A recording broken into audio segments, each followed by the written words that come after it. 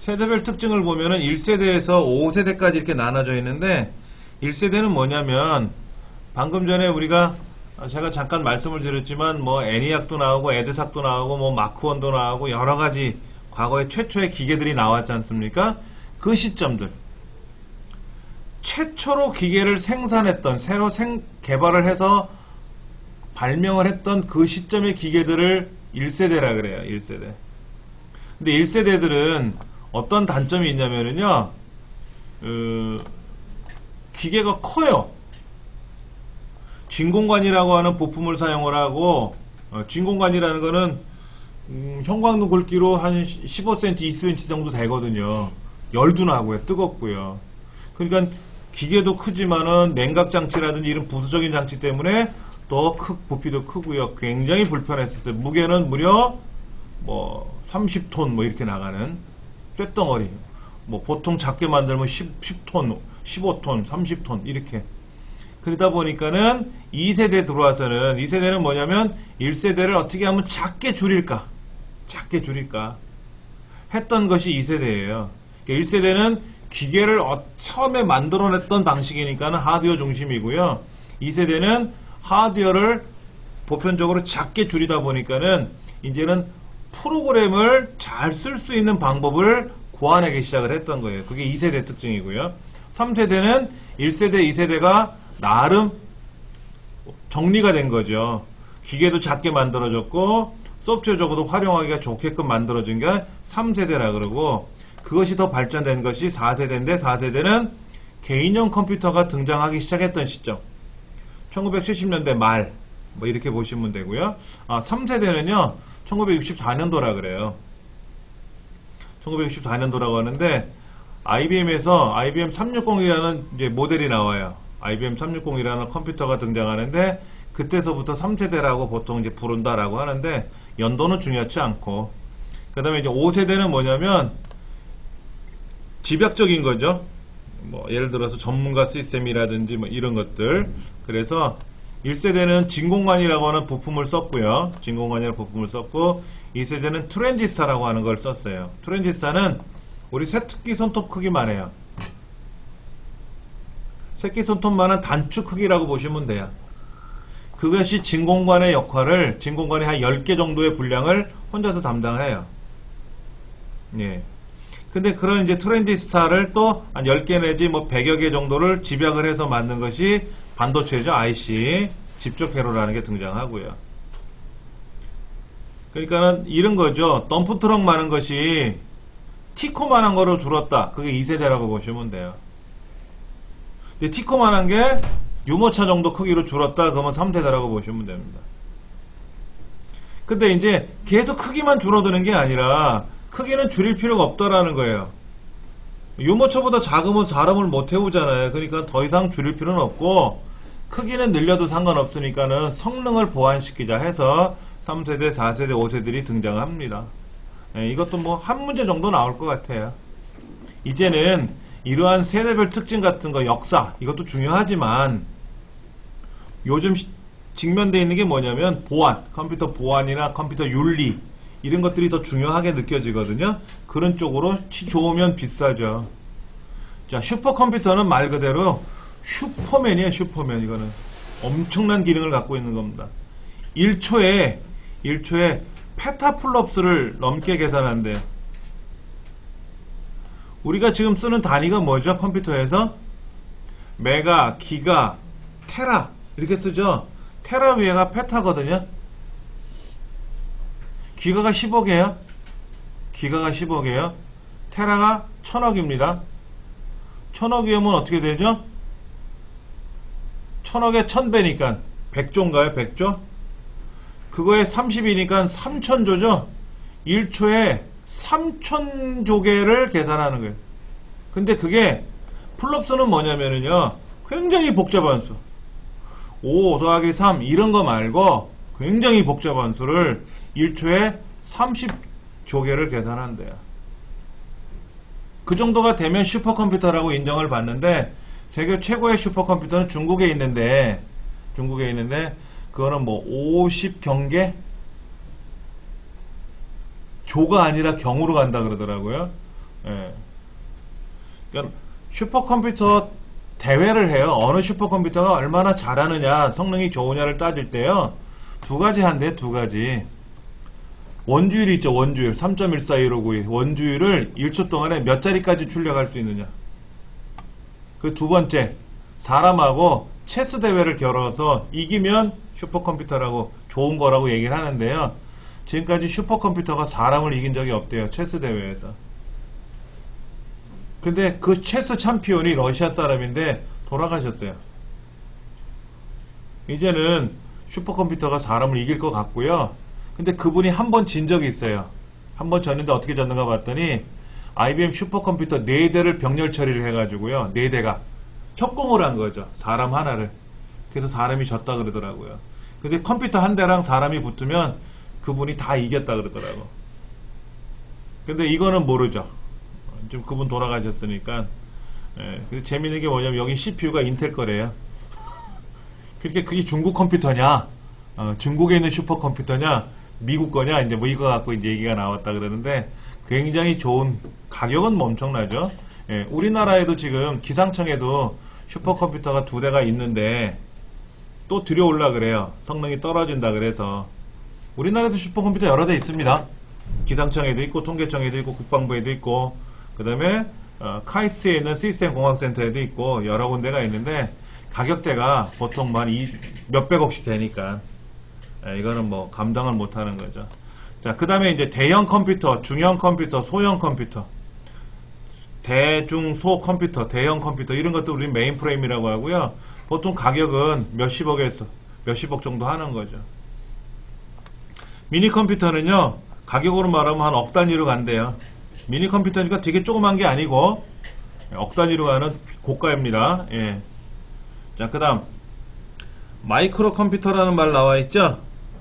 마이크로 컴퓨터는 뭐냐면 마이크로 프로세스를 탑재한 컴퓨터를 마이크로 컴퓨터라 그래요. 이거 이제 뒤에 가면 자세히 나오겠지만은, 자 보세요. 우리 그 제어 장치라는 말이 있고요, 연산 장치라는 말이 나와요.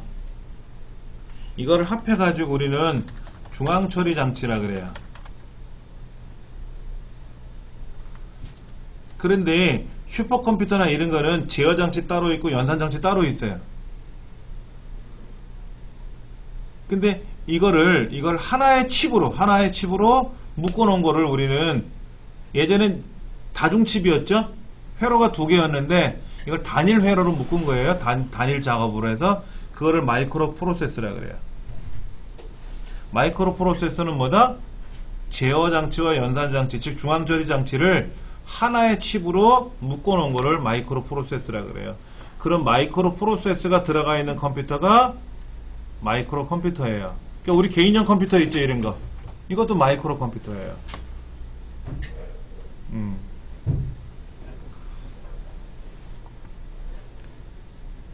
그러니까 마이크로 컴퓨터는 저렴한 것도 있고 고가도 있고 많아요. 그렇죠? 그러니까 뭐 네이버 서버 컴퓨터도 다 마이크로 컴퓨터고요. 예. 제가 대학에서 공부할 때 그때 배웠던 컴퓨터, 사용했던 컴퓨터는 본체 하나를 가지고 한 20명 정도가 동시에 써요. 본체 하나를. 단말기, 즉 키보드, 모니터를 연결해 가지고요, 본체 하나에다가 이 단말기라고 하는 건 모니터하고 키보드, 마우스, 이걸 세트를 단말기라 그래요. 걔들을 꽂으면 돼요. 꽂으면 한 10명 정도가 꽂아가지고 각자 기계가 작동되는 거죠. 마치 10명이 개인적으로 따로따로 쓰는 것처럼 쓰는 거예요. 본체는 하나인데. 이런 걸 가지고 저는 실습을 했었거든요. 뭐 중형 대형 컴퓨터도 사용을 했었지만 기본 실습 장비가, 그것도 마이크로 컴퓨터였거든요. 그 다음에 이제 워크스테이션은 뭐냐면요, 고성능 처리하는, 고성능 그래픽 처리라든지 그런 데 사용하는 컴퓨터를 워크스테이션이라고 해요. 워크스테이션. 근데 지금은 이런 용어를 안 씁니다. 그러니까 초기에 나온 컴퓨터들은 마이크로 컴퓨터라고 하는 것이 등장을 했었는데, 개인용 컴퓨터죠, 쉽게 말해서. 성능이 저렴한 아동들이 쓰는 저렴한 컴퓨터도 있었고 전문가들이 쓰는 컴퓨터도 있어야 되잖아요. 근데 전문가들이 쓰는 컴퓨터를 뭐라고 표현을 해야 되겠는데 뭐라고 하면 좋을까 하다가 워크스테이션급이다 이렇게 표현을 한 거예요. 워크스테이션이다 라고 한 거지 지금은 워크스테이션이라고 안 합니다. 예. 근데 이 워크스테이션은요 RISC 프로세서를 사용한대요. 근데 요거 중앙처리 장치를 영어로 CPU라 그랬잖아요. CPU. 근데 CPU가 RISC 방식이 있고요. CISC 방식 두 가지가 있어요. 근데 주로 개인용 PC는 CISC 방식을 주로 사용을 했었습니다. 요거는 누가 쓰는 거다? 이거는 이제 그 PC 일반 PC로 쓰는 거고요. 일반 PC로 쓰는 거고 요 RISC는 주로 서버용으로 서버 서비스 해주는 컴퓨터 있죠. 네이버 컴퓨터 이런 거 서버들은 좋아야 되거든요. 일반 개인용 컴퓨터보다 훨씬 좋아야 되거든요. 그래서 서버급이다 보통 표현하는 그 CPU들은 RISC CPU를 탑재해서 썼는데 요즘 개인용 즉 게임 좋아하는 사람들은요 CPU를 RISC CPU로 탑재해서 써요. 그럼 훨씬 더 좋거든요. 그래서 과거에 PC는 개인용 컴퓨터 PC는 CISC만을 사용을 했었다. 이게 정답이었었는데 지금은 그 보기가 사라졌어요. 용산 나가면요 다 RISC CPU로 탑재해서 조립하는 무척 많습니다.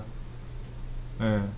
왜냐면 가격이 과거에는 이 CISC 방식의 CPU는 2~30만원이고 RISC는 100만원, 200만원씩 했었거든요. 근데 지금은 RISC도 고가들은 몇백만원 하지만 저렴한 건 2~30만원짜리도 나오거든요. 그러니까 이게 훨씬 성능이 좋다 그래서 많이 쓰기도 합니다. 자, 데스크탑은 뭔지 아시죠? 책상에다 올려놓는 거 이런 거죠. 뭐 이런 거.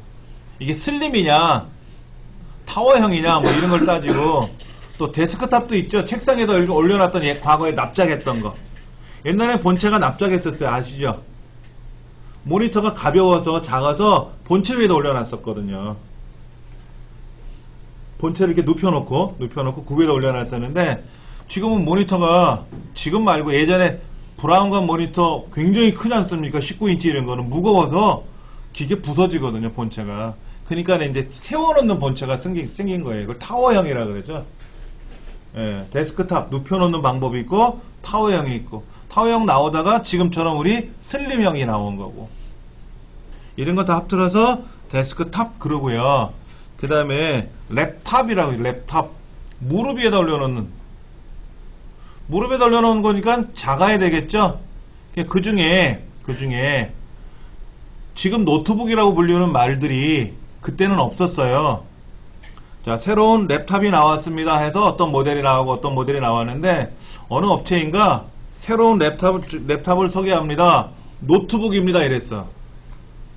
노트북처럼 책을 피는 거잖아요. 노트북이란 말이. 그냥 이렇게 펼쳐놓고 쓰는 겁니다. 무릎에다 올려놓고 해서 그 다음부터는 랩탑의 대명사가 노트북이 돼버린 거예요. 야, 노트북 따로 있고 랩탑이 따로 있는 거 아닙니다. 이 책에서는 이상하게 표현하는 것 같은데 여러분 인라인 스케이트 아시죠? 인라인 스케이트 본래 명칭이 뭔지 아세요? 롤러 스케이트잖아요. 롤러 스케이트인데 어느 업체가 한 줄로 만든 인라인 스케이트를 만들었단 말이에요. 그래서 그거를 인라인이라고 불렀거든. 그랬더니 한 줄로 만든 건 다 인라인이라고 하죠. 걔네들이 만든 브랜드 이름만 인라인이지. 예, 그런 거예요. 그러니까 노트북은 그 랩탑의 한 상품 이름입니다. 상품 이름. 그 다음에 이제 팜탑도 있어요. 팜탑 손바닥에 올려놓는다 라고 해서 팜탑도 나왔는데 팜탑이 실제로 그 우리 책 이거 요약집에 한 3분의 2만한 거로 나온 적이 있었어요. 그 다음에 요 절반만한 것도 나왔어요. 그러니까는 딱 피면 우리 책 접은 것처럼 보이는 거죠. 이걸 반 접어가지고 올려놓고 화면도 작죠. 화면도 작고 성능도 약하고 그냥 끽해봤자 그냥 워드 정도만 하고 간단하게 그렇게만 했던 거였는데 지금은 안 쓰죠. 그러다가 뭐가 나왔습니까? PDA가 뭐예요? 핸드폰인데 옛날 핸드폰, 폴더식 핸드폰 있잖아요. 핸드폰인데 거기에 전자수첩 기능도 들어가고 인터넷도 되고 하는 좀 지금 스마트폰의 전신 그런 것들이 PDA로 나왔던 거죠. 그러다가 PDA가 이제 사라지고 스마트폰이라는 이름으로 새로운 기계들이 등장을 했던 거죠.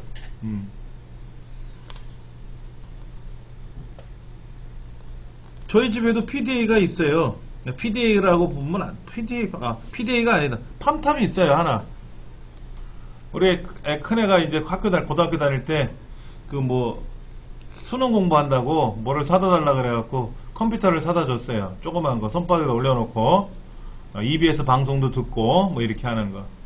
그 안에 하드디스크 60기가짜리 들어있고 인터넷도 하고 아래 한글도 하고 엑셀도 하고 하는 그런 걸 해다 줬는데 주로 화면 재생용으로만 쓰더라고요. 화면 재생용으로. 지금으로 말하면 태블릿 같은 그런 거지 뭐. 예. 요즘 태블릿 싸죠. 뭐 8만 원이면 뭐 7인치짜리 태블릿 같은 거 사지 않습니까? 그거 가지고 EBS 교육방송 들으면 돼요. 거기다가 이제 확장 마이크로 SD 꽂아가지고 동영상 재생해도 되니까. 이게 휴대용 컴퓨터라고 하는 거는 그 랩탑이다, 팜탑이다 이렇게 보시면 되고요. 노트북은 노트 크기만한 컴퓨터가 아니라 랩탑의 하나의 상품 이름이었다 이렇게 보시면 됩니다. 예. 그 다음 페이지. 예, 그런 말들이 나와 있죠. 자, 그 다음에 컴퓨터를 분류하는 방법에는 뭐가 있냐면은 데이터가 어떤 종류냐, 아날로그 데이터를 쓰느냐, 디지털 데이터를 쓰느냐, 아니면 혼합 방식을 쓰느냐 하는 거죠. 아날로그로 입력받아서 아날로그로 출력하면 아날로그 컴퓨터고, 디지털을 입력받아서 디지털로 출력하면 디지털 컴퓨터가 되고, 아날로그로 입력받아서 디지털로 출력한다든지, 디지털을 입력받아서 아날로그로 출력한다든지 하면 하이브리드, 혼합형이다 이거죠. 예. 그러면 아날로그가 어떤 건지 디지털이 어떤 건지는 아시겠죠? 대충 아시죠? 그렇죠?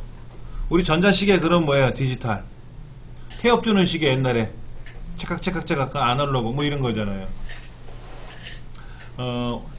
온도계. 과거에 보면 그 수은 온도계, 알코올 온도계인가요? 빨갛게 돼 있는 거? 밖에 나가서 이렇게 온도계를 보죠. 그럼 영하 몇 도 하고 보지 않습니까? 그건 아날로그. 요즘 엄마들은 귀에다 대고 이렇게 딱 갖다 대고 버튼 딱 누르면 체온이 나오지 않습니까? 수치로. 그런 건 디지털이고. 이렇게 보시면 되죠. 그 다음에 또 나오는 게 뭐냐면 이제 비교하는 거. 비교하는 거 참 좋아하잖아요. 그렇죠? 우리 시험에서 잘 나옵니다. 비교하는 거를. 디지털은 숫자나 문자 이런 거를 말하고요. 아날로그는 그래프, 곡선, 온도 이런 거를. 입력은 뭐냐면 온도를 받아요. 온도. 그 다음에 물의 높이. 한강, 홍수 통제소 이런 데 있지 않습니까? 그러면 이제 한강마다 다리마다 교각마다 기둥이 있지 않습니까? 그 기둥에 센서를 달아서 물이 얼마큼 넘치느냐를 센서로 작동시켜 가지고 현재 한강에 수위가 몇 미터까지 올라왔습니다. 뭐 잠수교 통행을 금지시킵니다. 뭐 이런 얘기가 나오는 거죠. 네, 그렇게 해서 나오는 거. 그 다음에 연산 방식은 논리 연산을 쓰느냐, 미적분 연산을 쓰느냐. 그 다음에 디지털 컴퓨터보다는 아날로그가 빨라요, 속도가. 왜 그러냐면 얘는 전원을 켜면 바로 그거로만 작동돼요. 용광로 온도 재는 데는 용광로 온도만 재는 거지 사람 체온은 못 재요. 한강에 붙어있는 홍수통제소에 있는 한강의 물높이를 재는 거는 한강 물높이만 재는 거지 우리 집 양동이는 높이 못 재거든요. 그러다 보니까 얘는 빨리빨리 작동이 되고요. 디지털은 어때요? 우리 컴퓨터 디지털이잖아요. 얘는 키면 어떻게 돼요? 윈도우 켜야죠. 엑셀 실행해야죠. 뭐 실행해야죠. 이게 느리죠. 당연히 느리는 거죠. 그 다음에 회로는 논리 회로냐 증폭 회로냐 이런 것도 중요한 건 이런 것들 시험에 잘 나옵니다. 논리 회로, 증폭 회로, 그 다음에 논리 연산, 미적분 연산 이런 거 두 가지 연산 형식과 구성 회로 시험에 잘 나옵니다.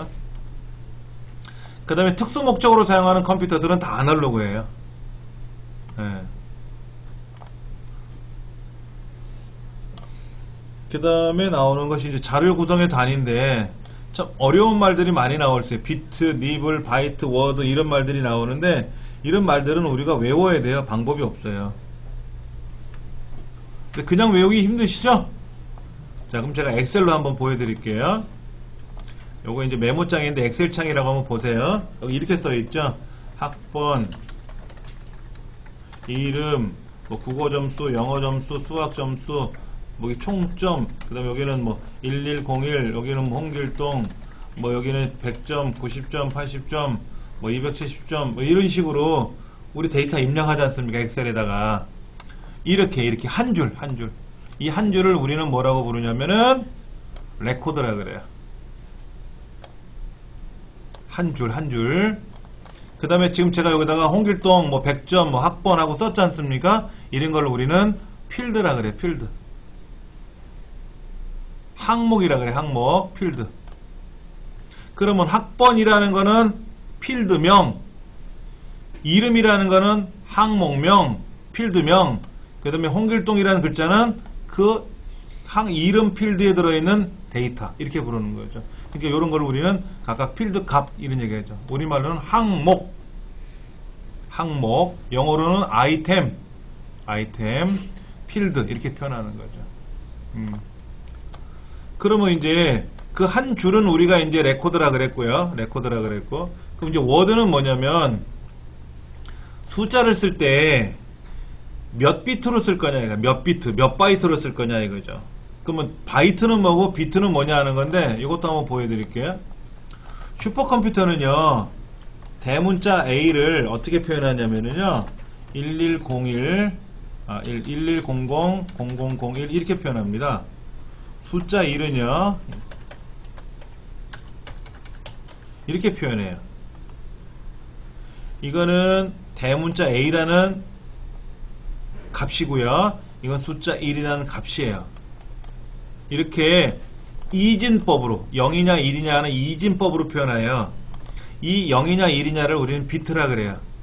바이너리 디지트. 그래서 0과 1 둘 중에 하나만 표현한다. 그게 비트고요. 이런 비트를 8개를 묶으면 바이트라 그래요. 그러니까 바이트는 한 글자입니다. 한 글자. 영어나 숫자나 일반적인 기호를 나타내는 한 글자를 바이트라 그래요. 근데 8개씩 외우려면 어려우니까 어떻게 돼요? 4개씩 쪼개서 외우자. 그러니까 요거 1100을 뭐라고 표현하냐면요, C라고 써요. C. 그리고 요거는 1하고 쓰고, 요거는 뭐라고 쓰냐면은 F라고 써요. F.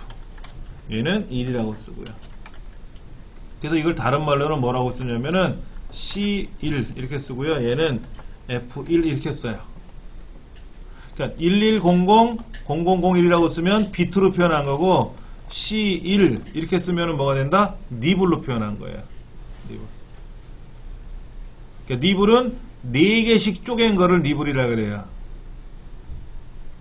우리가 통으로 갖고 다니기 불편하니까 쪼개서 갖고 다니잖아요. 그렇게 표현한 거라고 보시면 됩니다.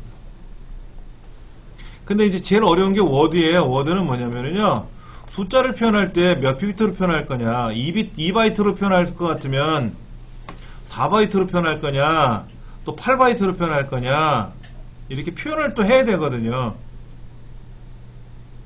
그래서 이 표현법에 의해서 풀 워드는 4바이트로 표현하는 거고, 2바이트는 반 잘랐다 그래서 하프라고 부르고, 8은 4바이트의 2배니까 더블 워드라고 부르고, 하는 게 있다더라 하는 거죠.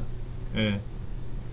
자, 그 다음에 레코드들이 지금 한 사람이 아니라 100만 명이 될 수도 있고 5명이 될 수도 있잖아요. 그렇죠? 그럼 우리 마우스로 제가 블럭 잡죠? 블럭을 이렇게 덩어리를 잡잖아요. 블럭 단위로 잡아가지고 얘를 옮기거나 가져오거나 작업을 해야 될 거 아닙니까? 말 그대로 블럭이라 그래요. 여러 레코드를 모아놓은 거를 우리는 블럭이라 그래요. 그리고 그런 파일은 뭐예요? 이게 이제 1학년 성적 처리 파일이야. 뭐 3학년 뭐 개인시상 기록 파일이야. 이런 거 파일 아시잖아요. 그렇죠? 이런 파일을 우린 다른 말로 리스트, LIST, 리스트라고 부른다. 파일이라고도 부르고, 성적 파일 이렇게 부르기도 하고, 성적 리스트라고도 표현한다. 그런 파일들이 서로 연관성 있는 파일들을 묶어놓은 거를 데이터베이스라고 한다. 예를 들어서 뭐 서부고등학교 학생들의 성적 처리 파일, 서부고등학교 학생들의 신상기록 파일, 서부고등학교의 교사들 급여 현황 파일, 뭐 이런 거 있을 거 아닙니까? 그러면 서부고등학교 데이터베이스 이렇게 부른다 이거죠. 합쳐서. 근데 거기에 뭐 예를 들어서 뭐 다른 뭐 경남중학교 파일, 이거는 의미가 없는 거죠. 다른 학교 거는 안 된다 이거지. 그 학교에 연관된 것들. 그렇게 해서 데이터베이스라고 부른다라는 건데, 그러니까는 여기 보면은 단위에 제일 작은 게 비트죠. 비트가 모여서 리블이 되고 바이트가 되고 워드가 되고 필드가 되고 레코드 블럭이 되고 파일이 되고 데이터베이스가 되는 이 과정 순서, 어느 게 큰 건지 어느 게 작은 건지 그런 것도 나올 수 있다더라.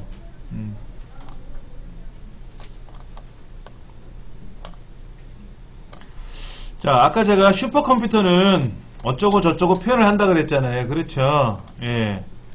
그러면 그냥 A라고 쓰고 1이라고 쓰면 안 되느냐? 기계가 못 알아듣는다 이거죠. 기계가 못 알아듣고 이거를 기계가 알아듣게끔 표현해야 된다. 근데 이제 BCD 코드라는 게 나와요. BCD 코드는 뭐냐면 바이너리 코드 데시말. 그래서 10진수를 2진수로 바꿔서 쓰는 거예요. 10진수를 2진수로 바꿔서 쓰는 건데, 얘는요 6비트예요. 6비트. 여러분 동전 2개 던지면 나올 수 있는 가지수가 4가지가 있죠. 동전 1개를 던지면 2가지가 나오죠. 앞면 뒷면 이렇게 나오지 않습니까? 그러니까 2의 2승 4, 2의 6승 64, 2의 7승 128, 2의 8승 256, 이렇게 가지수가 나오는데 6비트를 갖고 표현하다 보니까는 60가지 밖에는 표현이 안 돼요. 그럼 생각해 보세요. 알파벳이 대문자 소문자가 26, 52개고 숫자가 10개니까 62개고 더하기 빼기 곱하기 나누기 점 컴마 벌써 66개 넘어가잖아. 64개 넘어가지 않습니까? 괄호 열고 닫고 기호를 못 쓰잖아요. 그래서 BCD 코드에서는 소문자를 못 쓰게 막아놨어요. 소문자를 못 써요. 대문자만 쓰는 거예요. 불편하죠? 사람마다 대소문자가 다 구별이 돼야 되는데 뭐 다 대문자로만 쓰면 불편하잖아요. 그래서 뭘 만들었냐면 EBCDIC 코드를 만들었어요. BCD 코드를 익스텐드 확장시켰습니다. BCD 코드를 확장시킨 게 이진화 10진 코드예요. EBCDIC. 근데 얼마나 확장을 했냐면 7비트면 되죠. 7비트면 2의 7승 128가지니까 대문자, 소문자, 기호 다 쓰거든요. 그런데 욕심을 내서 8비트로 만들었어요. 8비트면 어떤 글자는 다 쓰거든요. 대문자, 소문자, 숫자, 기호 쓰고도 남아요. 그렇죠. 절반이 남아요. 넉넉하게 만들어서 쓰기 시작한 거예요. EBCDIC 코드가. 근데 이 EBCDIC 코드는 슈퍼컴퓨터도 얘를 써요. 대형 컴퓨터도 얘를 쓰고. 예. 이제 근데 문제가 생긴 게 뭐냐면 통신을 하게 생겼잖아요. 통신. 자, 우리가 통신을 한다 그러면 제일 중요한 게 뭐예요? 우리 통신 해봤잖아요. 인터넷 하시잖아요, 여러분들. 친구가 야, 나 자료 좀 보내줘. 그럼 여러분들 자료 보내줍니까? 내가 영화 좋은 거 하나 있는데 너 볼래? 하고 보내줄 수 있겠죠. 다운로드 속도가 중요하잖아. 통신에는요 속도가 중요해요. 속도가 막 빠르냐 느리냐. 그렇죠. 그 다음에 비용이 들어갑니다. 통신 비용이 들어가요. 과거에는요 통신을 전화선을 썼어요. 전화선. 근데 전화선은 한 통화 걸면 돈이 50원 100원씩 나갔잖아요. 그러니까는 만약에 한 통화 3분인데 내가 통신을 통해서 데이터를 보내는데 3분을 넘어가면 3분에 100원인데 5분 걸렸다 그러면 200원 내야 돼요. 지금처럼 한 달 다 쓰고 뭐 무조건 정액 이게 아니지 않습니까? 그때는 쓴 만큼 내는 거거든요. 그러니까 문제가 뭐냐면 빨리 가면 좋겠다. 그때는 속도가 느리니까 빠르면 좋겠고 싸야 좋겠다 이거지. 비싸니까 비용이. 그래서 압축을 하기 시작했어. 압축. 압축을 하게 생긴 거예요. 압축을 하니까 어떻게 돼요? 양이 줄어들었으니까 빨리 갈 거고요. 양도 적으니까 비용도 줄어들 거 아닙니까? 그래서 압축이 생긴 이유가 통신 때문에 그런 거예요. 자, 그러면 8비트를 보내는 게 빠를까요? 7비트로 된 걸 보내야 좋을까요? 여러분 6비트는 돼야 안 돼요? 아까 6비트 갖고는 불편하다 그랬잖아요. 여기 6비트는 불편하다 그랬잖아요. 그래서 6비트짜리를 8비트짜리로 늘렸지 않습니까? 8비트로 늘리다 보니까 사실은 8비트가 남죠. 7비트면 되는 거를 넉넉히 잡은 거였잖아요. 그러니까 8비트로 보내려니까는 비용이 비싸다. 그러니까는 EBCDIC 코드로 통신을 하면 안 된다. 그러니까 새로운 통신 코드를 만들자. 새로운 통신용 코드를 만들자 한 거죠. 만들자. 그때 7비트로 만들자. 왜? 6비트는 안 되고 작아서 8비트는 커서 안 되고 7비트면 딱 좋겠다 이거지. 그래서 만든 코드가 뭐냐면 ASCII라는 코드예요. ASCII 코드. 그러니까 슈퍼컴퓨터에서 저런 A라는 컴퓨터에서 B라는 컴퓨터로 통신을 보낼 때는 슈퍼컴퓨터가 EBCDIC라는 8비트 코드를 ASCII 7비트로 바꿔요. 바꿔서 씩 보내는 겁니다. 바꾸는 거 금방 바꾸죠. 통신이 문제지, 통신이. 그러면 저쪽에 7비트로 갔을 거 아닙니까? 그럼 7비트로 받은 거를 저쪽 컴퓨터는 어떻게 돼? 다시 8비트 코드로 바꿔서 처리한단 말이에요. 문제가 없었던 거지. 근데 이제 뭐가 나오냐면 PC가 나왔죠? PC가 등장하는데 PC는 그럼 몇 비트로 만들면 좋을까요? 고민을 한 거죠. 얘도 8비트로 만들까? 슈퍼컴퓨터처럼? 그럼 8비트로 만들어서 사용하다가 통신이 필요하면 7비트로 바꿔서 보내면 될 거 아니냐 했더니 PC는 성능이 그렇게 좋다 나쁘다? 슈퍼컴퓨터처럼 그렇게 성능이 좋은 건 아니잖아요. 월등 떨어지지 않습니까? 그러니까는 8비트 자체를 7비트로 변환해서 보내려면 컴퓨터 자체가 일을 못하니까는 PC는 아예 처음부터 7비트로 만들자. 그래서 PC도 아예 ASCII 코드로 만들기 시작한 거예요. ASCII 코드로. 영문으로 ASCII라고 하는 거는 American Standard Code for Information. 이게 줄임말이에요. American Standard Code for Information Interchange. 그러니까 미국에서 만든 표준 코드인데 정보를 교환하기 위한, 통신을 통해서 보내고 받고 하는 그런 용어로 만든 코드가 ASCII 코드예요. 그래서 그게 줄임말이에요. 줄임말이 ASCII. 그냥 우리가 ASCII라고 읽는 겁니다. 예. 그 ASCII 코드가 등장해서 우리 어떤 것도 과거의 도스 시절, 지금 윈도우 시절, 이거 다 ASCII 코드로 만들어져 있는 거예요. 만들어져 있습니다. 편리하게 사용하기 시작한 거죠. 자, 통신을 하면 문제가 생기는 게 또 있어요. 통신을 하면 문제가 생기는 게 뭐냐면 과연 정확하게 전달되었느냐 하는 거예요.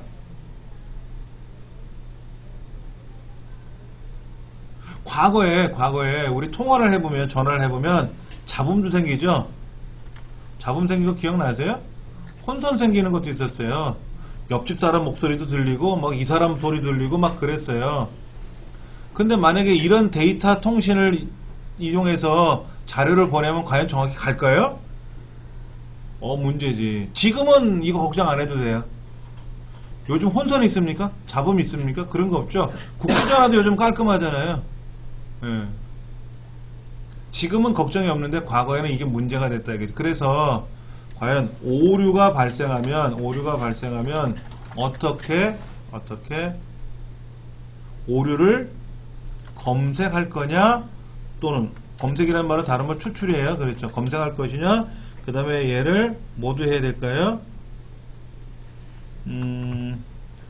교정도 할 수 있게끔 할 거냐 하는 거를 고민해 보기 시작한 거예요. 내가 1, 2, 3, 4 ABCD라고 보내는데 저쪽에 1, 2, 3, 4 ABCD로 가면 좋은데 1, 2, 3, 4 ABC 2로 가면 잘못 가면 어떻게 돼요? 꽝 되는 거잖아요. 엉뚱한 숫자로 가면 안 되잖아요. 그렇게 해서 에러가 났는지 안 났는지를 검색하는 코드가 페리트 체크 비트고 그래서 페리트 체크 비트에 의해서 에러가 검출이 됐으면 어떻게 돼요? 빠꾸 보내야지. 빠꾸. 야 이거 잘못 왔어. 다시 보내. 뭐 알았어 하고 다시 보내요. 근데 그러지 말고 야 어디가 에러가 나는지 찾아가지고 네가 고치면 안 되니? 그런 거를 발명을 해요. 그게 해밍 코드입니다. 해밍 코드는요 에러 검출 및 교정이 가능한 코드. 이것만 체크하시면 돼요. 페리트 체크 비트도요 뭐 우수 페리트, 기수 페리트 종류가 많은데요 따지지 말고 에러 검출을 목적으로 한다. 근데 해밍 코드는 뭐다? 에러 검출을 목적으로 하는데 교정도 가능하다. 스스로 고친다 이거죠. 스스로 고친다. 내가 병이 나면 병원에 가는 건데 얘는 병이 나면 지가 고쳐준다 이거 알아서. 그 두 가지만 기억하세요. CRC나 뭐 블럭 BSC는 보지 마시고. 자, 컴퓨터는 우리나라에서 만든 게 아니라 미국에서 만들었어요. 그렇죠. 미국과 영국에서 만들다 보니까는 내용이 다 영어로 돼 있어요. 영어로 돼 있어요. 근데 문제가 뭐냐면 우리나라로 들어왔을 때 우리말을 입력할 수 있느냐 하는 거예요. 우리말. 처음에 컴퓨터가 우리나라에 들어왔을 때는 우리말 입력을 안 하고 그냥 다 영어로 했었어요. 홍길동 그러면 홍길동을 영어로 바꿔서 입력을 한 거예요. 그러니까는 여기에 제가 메모장에다 이렇게 썼잖아요. 여기에다가 뭐 학번하고 쓰고 이 이름하고 썼는데 이렇게 안 쓰고 어떻게 썼다? 이름 같으면 뭐 네임이라고 쓰든지 아니면 콩글리시로 이 이름 이렇게 써. 이 이름 이런 식으로. 이 이름. 대문자 소문자는 소문자 없다 그랬죠? 이 이름 이렇게 쓰든지 뭐 네임 이렇게 쓰고. 국어는 뭐라 그래? KOR 국어 뭐 이런 식으로. 영어는 ENG 이런 식으로. 영어로 다 쓰는 거예요. 영어로. 홍길동도 영어로 쓰고. 그러다 보니까 답답하지 않습니까? 우리나라 사람이 우리말을 써야지 영어로 쓰니까 답답하잖아요. 그래서 나온 게 뭐냐면은 이 우리말 코드가 등장하는데 처음에 만든 게 조합형 한글 코드입니다. 조합형 한글 코드는요. 청계천 세운상가를 중심으로 만들어서 세운 코드라고 했어요. 세운 코드. 그러다가 국가가 뒤늦게 완성형 코드라는 걸 만들어냈어요. 조합형, 완성형. 조합형은 초성, 중성, 종성을 합치는 거예요. 예. 자, 보세요. 가에다 리얼기억 있죠? 이거 있죠? 이런 글자 있죠? 이런 글자 있죠? 이런 글자는 있나 보세요. 있죠? 이런 글자 있죠? 이런 글자 있어요? 모르죠? 근데 나오잖아요. 지금 키보드로 쓰니까 나오지 않습니까? 그런데 과거에는 이 글자 안 나왔었어요. 조합형은 조합하는 거니까 나오는 거고요. 완성형은 야 사전에 없는 글자를 왜 쓰니 하고 이게 안 나왔었어요. 그래가지고 야 쓰든 안 쓰든 간에 표현은 해야 될 거 아니냐. 국가는 뭐라고 하느냐. 없는 글자를 뭐하러 쓰느냐. 서로 싸우다가 이제 확장 완성형이라는 코드를 만들어냈는데 그것이 조합형 완성형 이렇게 같이 다 쓸 수 있는 거. 지금 이게 쓰는 게 확장 완성형 형식이라고 보시면 되죠. 뭐.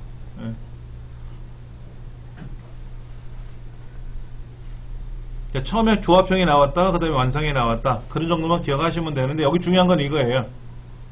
자 보세요. 1, 2 자 글자를 쓰는데요. 글자를 쓰는데 이 코드가 좀 그러네요. 우리가 쓰는 코드 중에 그런 코드 있죠. 굴림체 이런 거 있죠. 굴림체. 굴림은 뭐고 굴림체는 뭔지 아세요 혹시요?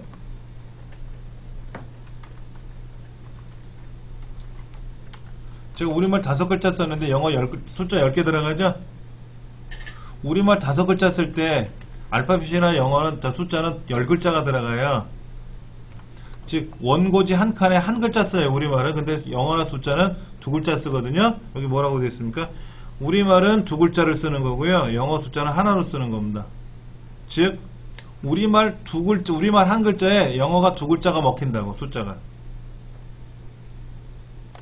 그래서 숫자나 영문자를 쓰는 1바이트, 이걸 반각이라 그래. 반각.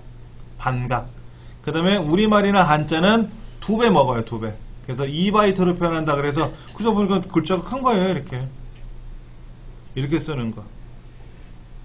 이렇게 쓰는 걸 뭐라고 부른다? 완성형, 조합형. 이렇게 쓰는 거예요. 조합형도 이렇게 쓰고 완성형도 이렇게 씁니다. 자, 2000년에 어떤 문제가 생겼어요. 2000년에 전세계 언어학자끼리 모여가지고 컨소시엄을 열었습니다. 그래서 국제 규정을 하나 만들자. 뭐냐면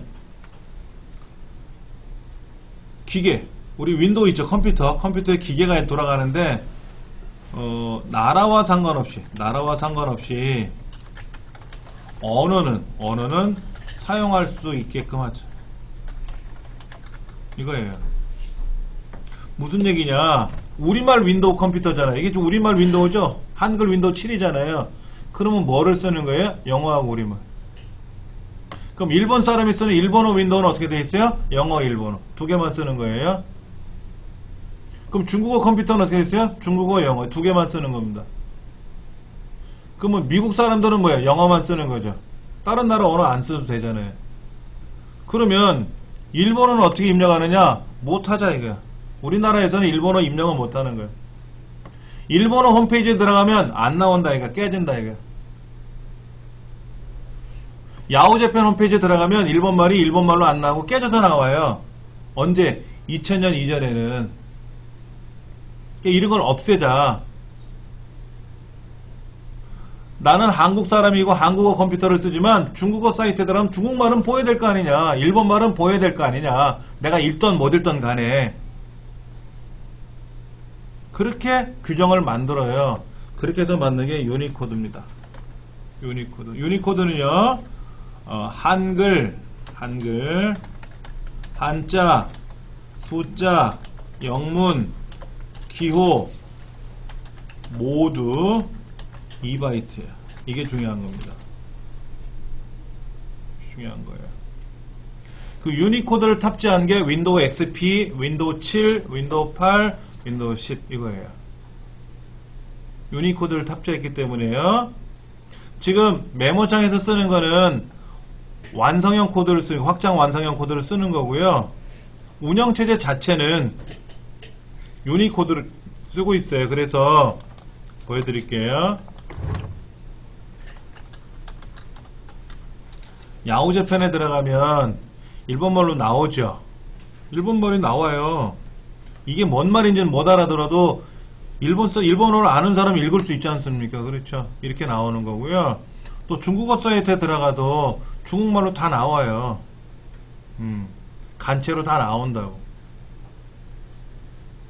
뭐 이슬람교라든지 아니면 저기 중동에 있는 어느 홈페이지에 들어가도 그 나라 말로 다 나와요. 깨짐없이. 이제는 이게 이제 규정이 바뀐 거다라는 거죠.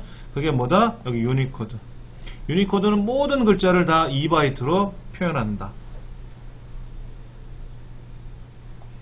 시험 문제 내기 참 좋은 거 많아요. 그렇게 되면은요, 다음 중 틀린 것을 고르시오, 맞는 걸 고르시오. 조합형 코드에서는 영어 숫자는 1바이트로 표현하고 한글은 2바이트로 표현합니다. 맞는 말이고, 유니코드는 조합형 코드와 마찬가지로 한글 한자는 2바이트인데 영어 숫자는 1바이트입니다. 그럼 틀린 거고, 유니코드는 무조건 2바이트고. 이게 유니코드 안에는요, 우리말, 중국어, 일본어, 뭐 히브리어, 헬라어서부터 시작해서 중동 언어 다 표현되어 있어요. 다 들어가 있어요. 이렇게 기억하시면 좋을 것 같아요. 자, 그 다음 중앙처리장치 볼까요? 예. 중앙처리장치는 다른 말로는 중앙연산처리장치라 그래요. 연산자가 좀 빠졌는데 처리만 하는 게 아니라 연산도 해요. 근데 중앙처리장치 안에는 CPU라고 하죠. 영어로 CPU 안에는 크게 제어장치하고 연산장치하고 기억 기능이 있어요. 기억장치라고 보기에는 좀 그렇고 기억 기능이 있는데 그 기억 기능을 레지스터라 그래요. 제어장치, 연산장치, 주기억장치가 아니라 레지스터라고 보셔야 돼요. 주기억장치는 따로 있잖아, 우리. 그러니까 제어, 연산, 기억은 기억이에요. 주기억장치라고 보기에는 좀 그렇고 하여튼 기억 기능이 있다더라. 그 기억 기능을 우리는 레지스터라고 부른다. 예. 그 다음에 근데 그 레지스터는요 영구 기억이 아니라 일시적 기억입니다. 방금 전 것만 기억하는 거예요. 그 전에 전 건 기억 못하고 방금 전 것만 기억하는 거예요. 방금 전 거를 기억을 해야 기억하고 있던 거를 주기억 장치로 보내요. 자, 이거 한번 볼게요. 제가 예전에도 간혹 5 더하기 3 빼기 2를 하면 8이 되고, 여기 2 해볼게, 2. 그럼 8이 됐죠, 8. 5 더하기 3이 8이 됐잖아요. 그러면 빼기 2를 하면 뭐가 되죠? 결과적으로 6이 되는 거잖아요. 그러면 제일 먼저 이거를 계산할 때 6하고 답이 나오는 게 아니라 5와 3을 더한 8이 먼저 기억이 돼요. 이 8을 누구한테? 주기억 장치에 전달하는 거예요. 그러니까 전달하기 위해서 레지스터가 갖고 있어야 돼요. 그럼 거기다 2를 빼면 6이 되지 않습니까? 6. 그럼 6을 기억하는 거지 8은 기억에서 사라졌어요. 이 8을 최종적으로 누구한테? 주기억 장치에 전달하면 우리 화면에 6하고 나오는 거예요. 그러니까 레지스터는 일시적인 것만 기억한다고 써있잖아요. 그 일시적인 게 바로 뭐다? 방금 전 거. 그러니까 지금 거. 그걸 기억한다라고 보시면 돼요. 그 다음에 CPU가 얼마나 성능이 좋으냐를 나타내는 단위들이 있어요. 그러니까 니네 집 컴퓨터 좋아? 나빠? 얼마큼 좋아? 이런 얘기 할 거 아닙니까? 그러면 주로 뭐를 갖고 하냐면 밉스 1초에 몇백만 번 연산하느냐, 플롭스 얼마나 복잡한, 플롭스는 아까 30페타플롭스라고 하는 그 슈퍼컴퓨터 단위 있었잖아요. 근데 여기서 말하는 플롭스는 복잡한 수, 1초에 얼마나 많은 복잡한 숫자를 계산하느냐.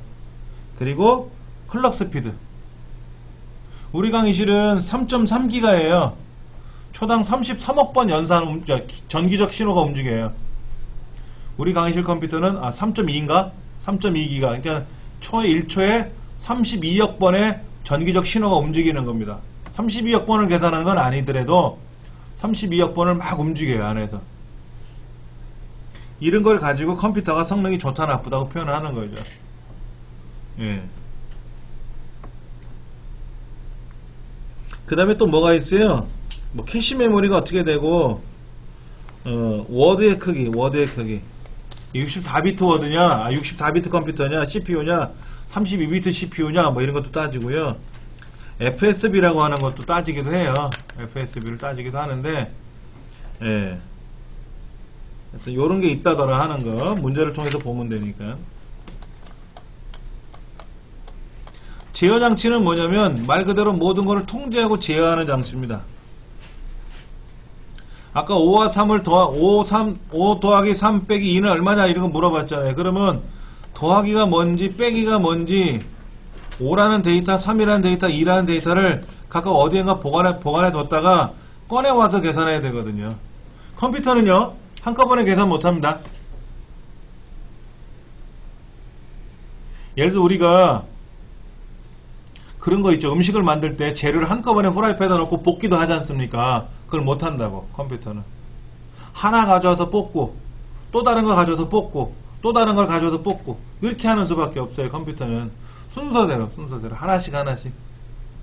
한꺼번에 몰아가지고 계산하고, 이런 건 안 된다, 이거지. 그러니까, 5와 3을 더하고, 결과에다 2를 빼고 하는 그런 과정을 해야 된다, 이거죠.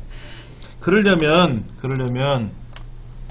지금 실행 중인 명령어가 더하기인지 뺀지를 알아야 되고, 다음에 실행할 명령어가 어디에 기억되어 있는지도 알아야 되고, 지금 더하기 하고 있으니까 다음에 뺄셈도 준비해야 되잖아요. 그렇죠. 그 다음에 더하기가 무슨 뜻인지 빼기가 무슨 뜻인지도 알아야 계산할 거 아닙니까? 사용자가 곱하기 하세요. 그러면 컴퓨터 곱하기를 척 하는 게 아니라 곱하기가 뭐지? 그럼 아, 곱하기는 이런 거야 저런 거야 라고 해독을 한다. 해독. 아, 더하기구나 곱하기구나. 그래서 실제 계산을 해야 되겠죠. 그 계산은 누가 하냐면 계산장치가 해요. 연산장치가. 5와 3을 더해라 그러면 그 더한다는 명령어를 해독하는 거는 제어장치가 하지만 실제 더하는 거는 누가 한다? 연산장치가 더하죠. 연산장치가 더하고, 그 다음에 부호기가 있어요. 부호기. 우리 시험에는 이거 3개 잘 나와요. 프로그램 카운터, 프로그램 카운터. 이것도 레지스터입니다. 프로그램 카운터 레지스터예요. 본래 명칭은. 그 다음에 명령 레지스터, 그 다음에 디코더 레지스터. 다 레지스터라 그래요. 여기는 다 레지스터예요. 근데 줄여서 프로그램 카운터, 명령 레지스터, 뭐 명령 해독기라고 하는데 요 3가지만 잘 기억하시고요.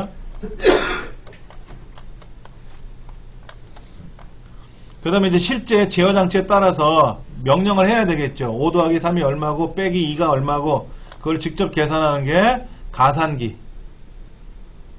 덧셈을 직접 수행하는 회로가 가산기고요. 뺄셈을 못하는 관계 때문에 보수기라는 걸 통해서 더하면 뺄셈의 효과가 나와요. 그래서 덧셈, 뺄셈을 하더라. 그리고 6 더하기 2가 얼마인지 그때그때마다 기억해야 된다 그랬잖아요. 5 더하기 3이 얼마인지 그때 기억하는 거를 누산기라 그러죠. 누산기. 어큐뮬레이터 레지스터. 이 누산기가 갖고 있는 값을 주기억장치로 전달해 주는 거죠. 예. 그 다음에 데이터 레지스터는 뭐냐면, 자, 5 더하기 3 빼기 2면 5와 3을 더해야 될 거 아닙니까? 그때 5와 3이라는 데이터가 실제 연산에 사용될 거잖아요. 그렇죠? 그때 그걸 데이터 레지스터라고 한다. 데이터 레지스터. 정도까지만 기억하시면 좋아요. 아, 상태 레지스터 하나 더 볼까요? 상태 레지스터는 뭐냐면, 자, 5와 6을 더하면 어떻게 되죠? 11이 되죠? 자리가 하나 발생했죠. 자리 올림이 발생했죠. 그런 걸 기억하는 거예요. 자리 올림이 발생했구나. 자리 내림이 발생했구나. 얘는 너무 커. 내가 계산할 수 있는 숫자가 아니야. 뭐 이런 거라든지. 6 빼기 7을 했더니 마이너스가 나왔어. 그런 부호값. 이런 것들을 기억하는 게 상태 레지스터라고 하는 겁니다. 거기까지만 기억하시면 될 것 같아요. 자, 주기억장치. 할 게 되게 많죠? 엄청나게 많아요. 레지스터 종류도 많고 뭐가 많은지, 예. 저는 오랫동안 이거를 했으니까 머릿속에 그림도 그려지고 하는데 처음 하시는 분들 입장에서는 다 외워야 되는 거잖아요. 다 외워야 되는 거. 저는 뭐 30년 넘도록 이걸 했으니까 머리에 박힌 거고. 저도 처음 배우는 과정들 있잖아요. 그런 것들은 어렵더라고요. 컴퓨터의 과목이지만 특히 컴퓨터 그래픽 과목들은요 어려워요. 용어도 어렵고 처음 보는 화면도 있잖아요. 그렇죠. 그런 것들은 저도 반복 연습해요. 남들 3번 할 때 저도 똑같이 3번, 4번 해야 아는 거고. 그렇죠. 근데 아무래도 컴퓨터를 하다 보니까 몸이 기억을 해요. 남들 3번 하면 기억이 됐다가 빨리 지워질지 몰라도 저는 3번 복습하면 남들보다 사라지는 속도가 좀 더딘 건 있더라고. 오랫동안 그 이기계통에 일을 해서 그런지. 예. 자, 주기억장치는 뭐냐면 제가 그거 말씀드렸어요? 예전에? 저기 정비반에서 얘기했구나. 정비반. 주기억장치 역할 굉장히 중요한 겁니다. 우리 컴퓨터가 이제 다 켜지죠? 컴퓨터가 켜지면 보조기억장치 하드디스크에 들어있던 윈도우가 작동을 하지 않습니까? 그때 그 보조기억장치에 있던 윈도우가 주기억장치로 와요. 주기억장치에서 작동을 하는 겁니다. 그 다음에 제가 엑셀을 실행하잖아요. 메모장을 실행하면 그 엑셀이 메모장이 주기억장치에 들어와요. 그리고 거기에 제가 데이터를 입력하잖아요. 메모장에 입력하지 않습니까? 이렇게. 그럼 입력된 데이터도 어디로 들어온다? 초기억 장치에 들어와요. 근데 이때 정전되면 윈도우는 기존에 깔려 있었고 엑셀은 미리 깔려 있었으니까 다음에 또 꺼내오면 되지만 제가 입력한 데이터는 어떻게 돼요? 정전되면 지워지잖아요. 그래서 이게 지워지지 말라고 뭐를 해야죠? 저장해야죠. 저장. 이렇게 저장을 하지 않습니까? 이렇게 저장을 하면 다음에 꺼내 쓰면 되잖아요. 그렇죠? 네. 그게 주기억장치 역할입니다. 주기억장치가 하는 역할이 그거예요. 그럼 주기억장치가 좋아야 되겠죠? 주기억장, 사람 머리라고 보시면 돼요. 사람 머리. 우리 책이 보조기억장치예요. 시험장에는 이거 못 들고 들어가거든, 보조기억장치를. 그러니까 어떻게 됩니까? 이 보조기억장치에 들어있는 내용을 내 주기억장치로 집어넣어야 돼. 머릿속에다. 학습하는 거죠, 그렇게. 근데 어떤 사람은 주기억장치가 참 좋다 그래서 딱 보면 외우는 사람이 있고, 금방. 어떤 사람은 또 봐도 헷갈린다 그러는 사람도 있고, 또 보고 나면 또 돌아서면 까먹는다는 사람도 있고, 주기억장치가 성능이 안 좋은 건지, 오래돼서 그런 건지, 뭐 그럴 수 있지 않습니까? 주기억장치가 성능이 좋아야 돼요, 우리 컴퓨터도요. 용량도 커야 되고요. 속도도 빨라야 돼요. 자, 그걸 우리는 램이라 그래, 램. 우리가 흔히 말하는 주기억장치, 그럼 램이라고 그러고요. 롬도 있어요, 롬. 우리 책에 보면은요, 주기억장치 중에 지금 오른쪽 페이지에 보면 램이라고 적혀 있고, 왼쪽 밑에는 롬이 있지 않습니까, 롬? 롬은 리드 온리 메모리라 그래서, 리드 온리 메모리니까 오직 읽어내기만 하는 메모리예요. 지워지지 않아, 얘는. 좋은 게 뭐냐면 안 지워져.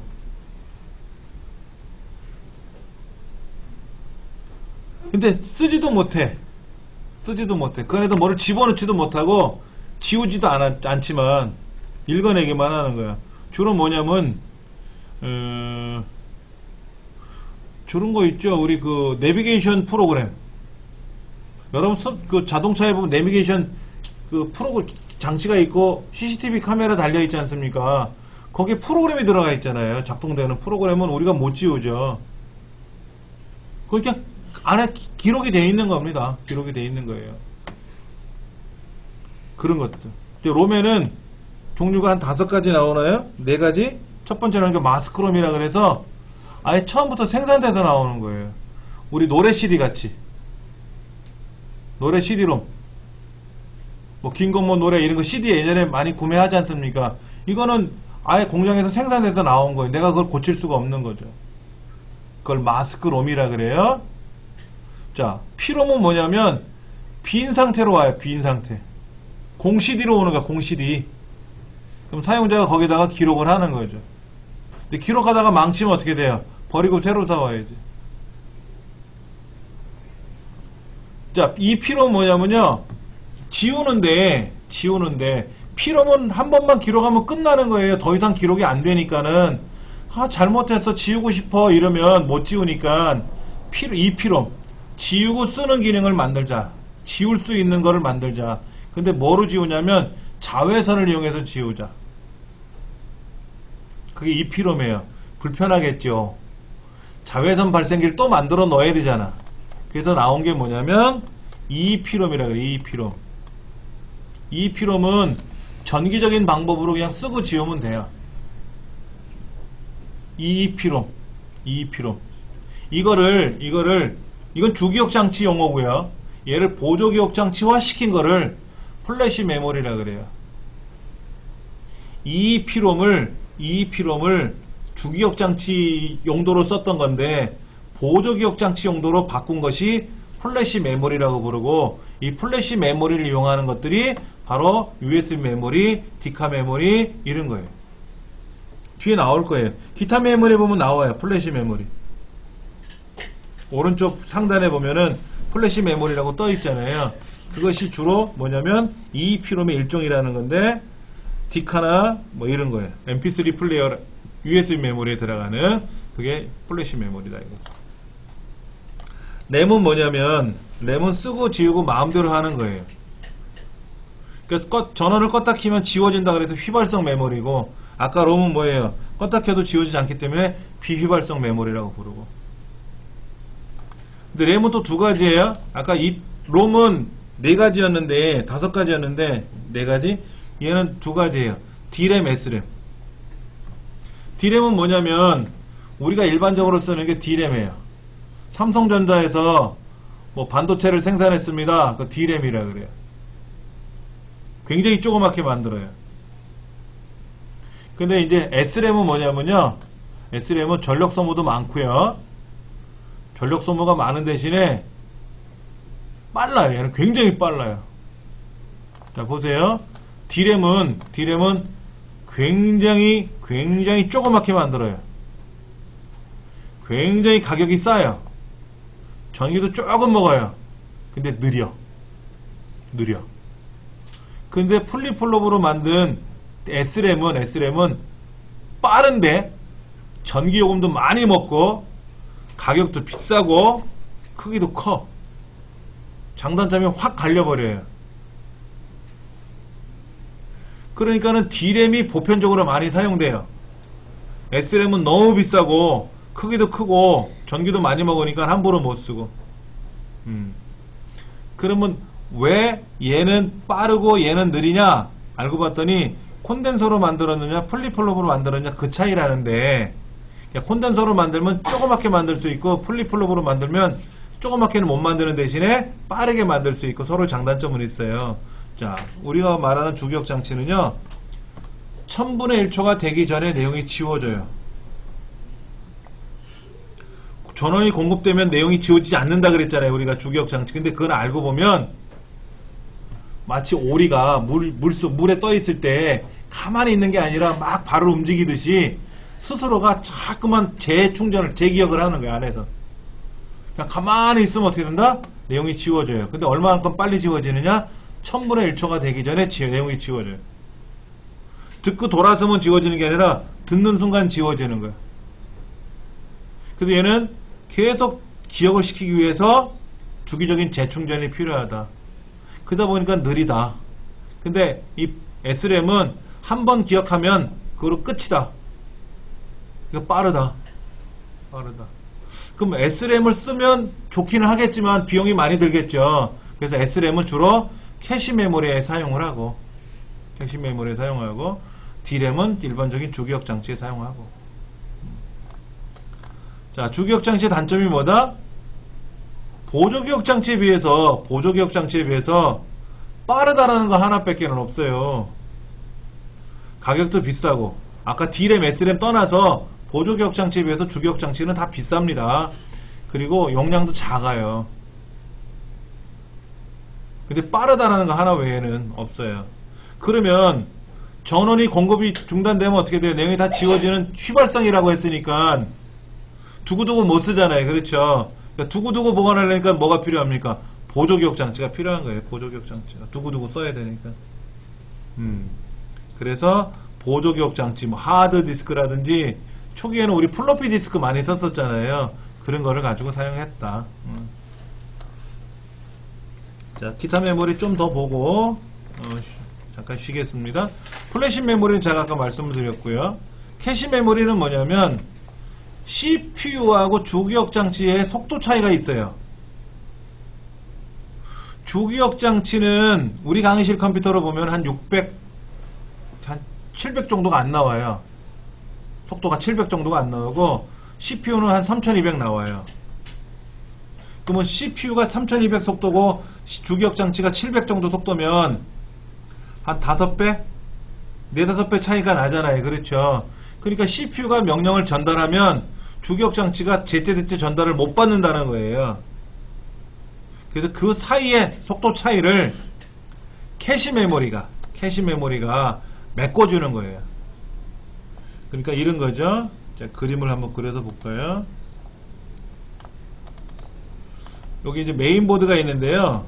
메인보드가 이렇게 생겼어요. 이렇게 네모나게 생겼는데 CPU가 이렇게 있고 메모리가 이렇게 꽂혀 있어요. 이렇게 메모리가 이렇게 꽂혀 있는데 문제는 뭐냐면 여기서 직접 전달하니까 어떻게 된다? 얘는 속도가 3200이고 얘는 3200이고 얘는 속도가 700이니까 32가지 전달하면 7가지 빅이 못 받는다는 얘기예요. 차이 때문에. 그러니까는 모든 작업은 CPU가 명령을 걸지만 작업은 메모리가 해야 된다 그랬잖아요. 그러니까 메모리가 CPU가 빨리 전달하면 메모리가 못 받아 적으니까 천천히 불러야 되는 불편함이 생기는 거죠. 그래서 직접 전달하지 말고 중간에다가 캐시라는 걸 두자. 그래서 전달할 거 있으면 다 캐시에다 전달하자. 전달이 끝나자마자 CPU는 자기 일 하러 갈 거고 이때 캐시가 메모리한테 천천히 불러주면 될 거 아니냐. 이런 중간자 역할을 하는 메모리, 얘를 우리는 완충 역할을 한다 그러죠. 그래서 우리 이걸 버퍼라 그래. 버퍼. 그런데 CPU하고 주기억 장치 사이에는 버퍼를 특별히 캐시 메모리라고 부른다. 캐시 메모리. 캐시 메모리는 이론적인 말이에요. 그럼 캐시 메모리 역할을 누가 할까? 이런 거죠. 여기에 동물들이 막 담을 쳐야 된다 이거야. 밭에 막 동물들이 돌아와가지고 막 밭작물을 막 피해를 주니까는 담을 쌓자 그랬단 말이야. 담. 그게 이제 캐시 메모리 그런 거예요. 그럼 뭐로 담을 쓸 거냐? 벽돌로 쌓을 거냐? 아니면 그냥 철조망으로 칠 거냐? 뭐 이런 재료가 있어야 될 거 아닙니까? 그것처럼 이 캐시 메모리를 뭐로 만들 거냐라고 봤는데 SRAM 빠르다며 그럼 SRAM을 캐시로 쓰자. 해서 SRAM을 캐시 메모리를 쓰는 거예요. SRAM이 캐시 메모리가 아니라 캐시 메모리 용도로 SRAM을 사용하는 겁니다. 예. 가상 메모리는 뭐냐면요. 보조기억 장치는 용량이 크고 주기억 장치는 용량이 작아요. 아까 그랬지 않습니까? 그러다 보니까는 주기억 장치에서 작업을 해야 되는데 주기억 장치 용량이 비싸고 가격도 비싸고 용량도 작다 보니까 불편하더라. 그러면 보조기억 장치 일부를 주기억 장치처럼 빌려 쓰면 안 되겠느냐. 그래서 가상으로 만드는 주기억 장치다. 그래서 가상 메모리 이렇게 부른다라는 거죠. 전원이 꺼지면 얘는 내용이 지워져요. 본래 보조기억 장치는 전원을 꺼도 안 지워지지만 가상 메모리는 주기억 장치 소속이에요. 보조기억 장치 일부를 쓰는 거지만 실제는 주기억 장치잖아요. 그렇죠. 그래서 전원이 꺼지면 내용이 지워집니다. 버퍼 메모리는 뭐냐면 빠르고 느린 게 두 가지가 있을 때 그 역할, 차이 역할을 해주는 차이. 빠른 애가 있고 느린 애가 있으면 빠르게 전달하면 느린 애가 전달을 못 받잖아요. 그렇죠. 직접 전달하면 어떻게 해? 답답하고. 그러니까 그때 버퍼라는 것 안에다가 전달하고 가자. 그럼 버퍼가 천천히 전달해주면 될 거 아니냐. 아까 그 캐시 메모리도 버퍼 메모리고요. 그런 거를 말한다. 그 다음에 연관 메모리는 뭐냐면요. 컴퓨터에서 모든 메모리는 주소라는 걸 사용해요. 주소. 우리 엑셀에도 A의 첫 번째 셀하고 셀 주소를 쓰잖아요. 근데 셀 주소 대신에 우리 뭐 쓰는 거 있죠? 이름 상자에다 이름 쓰는 거 있죠? 이름 상자. 그런 것처럼 주소 대신에 내용을 가지고 직접 접근하면 안 되냐. 내용을 가지고 직접 접근하면 안 되냐. 그렇게 하는 방법을 연관 메모리라고 부른다. 연관 메모리. 그런 게 있다더라 하는 거 기억을 하시면 좋을 것 같아요. 다음 시간에는 보조기억 장치에 대해 설명을 할 겁니다. 잠깐 쉬는 시간 갖고 나서요. 이어서 엑셀 하도록 하겠습니다.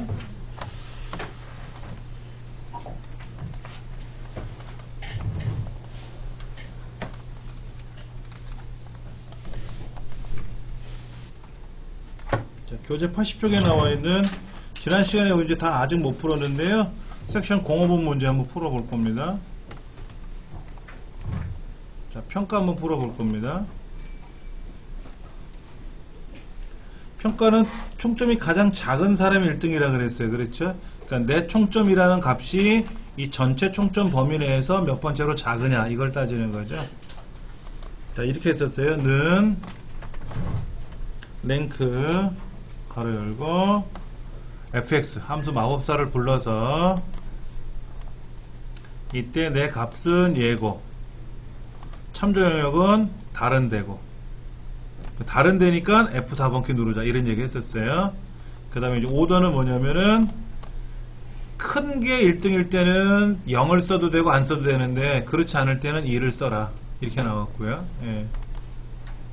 여기 이 부분이죠. 이 컴마 1인데 이걸 우리 컴마를 딱 찍으면 오름차순이나 내림차순 뜨지 않습니까? 이걸 외우시면 돼요. 네, 이걸 좀 외운다. 글꼴을 좀 바꿔서 한번 볼까요?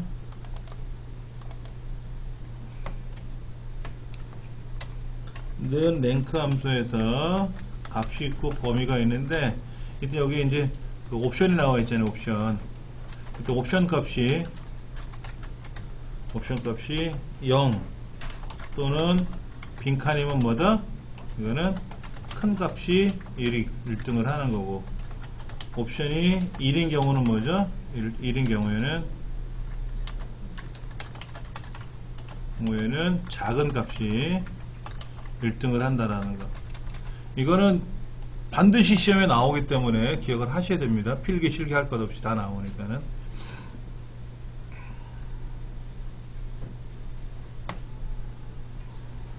자, 해서 이제 엔터를 치고 자동차 여기 쭉 내리면 순위가 다 매겨졌죠. 자, 이수자수 한번 볼까요? 이수자수. 이수자라는 건 뭐죠? 글자가 들어있는 건데, 책에 뭐라고 되어 있냐면은 카운트를 쓸 거냐 카운트 if를 쓸 거냐 하는데, 는 카운트를 쓰면 뭐예요? 빈칸만, 숫자만 세는 거잖아요. 안 되죠. 카운트 if를 써야 되겠죠. 카운트 if를. 그리고 fx 눌러봐서 한번 볼까요? 뭐라고 써있냐면, 이때 레인지는 이수인지 아닌지 이 동네가 범위가 되겠고요. 그렇죠? 이때 조건은 뭐다? 이수라는 글자가 들어있는 데를 클릭해도 되고요. 이렇게 클릭해도 되고요.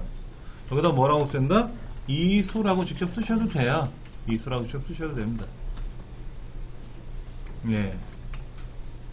그럼 이제 이수가 몇 개 있어요, 지금요? 이수가 4개 있잖아요. 4개가 있는데, 확인 누르셔도 되지만, 저 끄트머리에다가 클릭하고, 여기다 클릭하고, 몇 명 하고 나오라 그랬잖아요. 몇 명. 그러니까 앰퍼샌드, 다운표에다가 명자 붙이면 된다. 예. 다운표에 앰퍼샌드 붙이고요. 앰퍼샌드 붙이고 몇 명이라고 쓰면 된다. 자, 이렇게 쓰면 된다. 그러면 여기에 이수라는 글자가 있는지 없는지 모르겠지만은 하여튼 몇 개가 있는지, 이수라는 글자가 몇 번 있는지를 찾게 되고요. 이때 명자라는 거를 연결해서 붙이는 거, 연결해서 이어서 붙여주는 거죠. 앰퍼샌드 연산자죠. 여기 4명 하고 나오게끔 해요. 예. 카운트 if 함수 썼고요. 앰퍼샌드 연산자 썼네요. 그러면 이제 맞겠다 이거죠. 근데 만약에 앰퍼샌드를 안 썼다, 함수는 맞췄고, 그럼 틀린 거죠. 이거 다 완성해야 맞는 거예요. 점수 주는 거예요. 뭘 하나 빼먹으면 틀린 거로 처리하는 겁니다. 반점 뭐 이런 거 없어요. 일부 점수 주는 거 이런 거 없습니다. 자, 이수하지 못한 사람은 뭐라고 써있나요, 책에? 빈칸이래요. 오케이. 는 카운트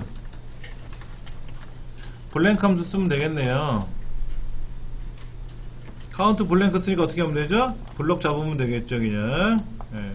걸어 닫고 앰퍼샌드 몇 명 해주면 된다.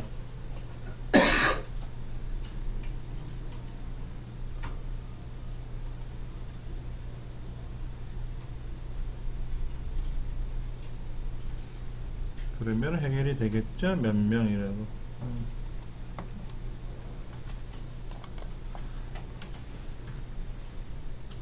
자, 필기 점수 중에서 80점 이상인 사람이 몇 명인지, 실기 점수에서 80점 이상이 몇 명인지를 각각 더해가지고 몇 명 하고 출력하래요.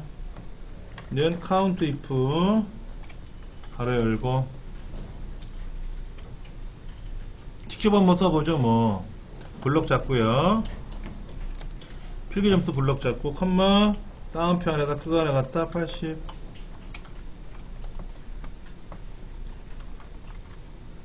이렇게 쓰면 되죠. 이렇게. 예, 다음 범위 중에 다음 범위가 어디죠? 여기 있는 필기 점수죠. 예, 필기 점수의 범위 중에서 80점 이상인 사람이 몇 명이냐, 80점 이상이 몇 명이냐. 네, 빼기, 더하기 해서 이번에 어디 하죠? 필기 점수. 이 실기 점수 중에서 또 80점 이상인 사람이 몇 명인지를 또 쓰겠죠. 밑에다가 옆에다 쓰겠죠. 그리고 앰퍼샌드 명자 붙이면 되죠. 한번 해볼까요? 더하기 count if 실기 점수 블럭 잡고 컴마 그거 나갔다 80점 하면 뭐가 된다? 몇 명하고만 숫자만 나오니까 뒤에다가 앰퍼샌드 붙이고 몇 명하고 붙이면 된다 하는 거죠. 몇 명하고 나오겠죠. 필기에서 80점 이상, 실기에서 80점 이상이 1명, 2명, 그 다음에 3명, 4명 이렇게 나왔네요. 그렇죠? 가장 큰 값에서 세 번째로 큰 값을 이렇게 빼볼 건데요. 어디 총점에서 가장 큰 값은 뭐였죠? 맥스. 우리 지난주에 했던 거네요. 그랬죠? 는 맥스 가로 열고 총점 블록 잡으면 뭐가 되죠? 가장 큰 값이 나오는 거죠? 가장 큰 값. 여기다가 빼기 라지. 라지는 뭐라 그랬죠? 어느 범위에서 몇 번째로 크냐 이거 따지는 거라 그랬죠? 그러니까 괄호 열고 뭐를 들어간다? 총점. 컴마 3. 세 번째로 큰 거 찾는 거죠? 이렇게.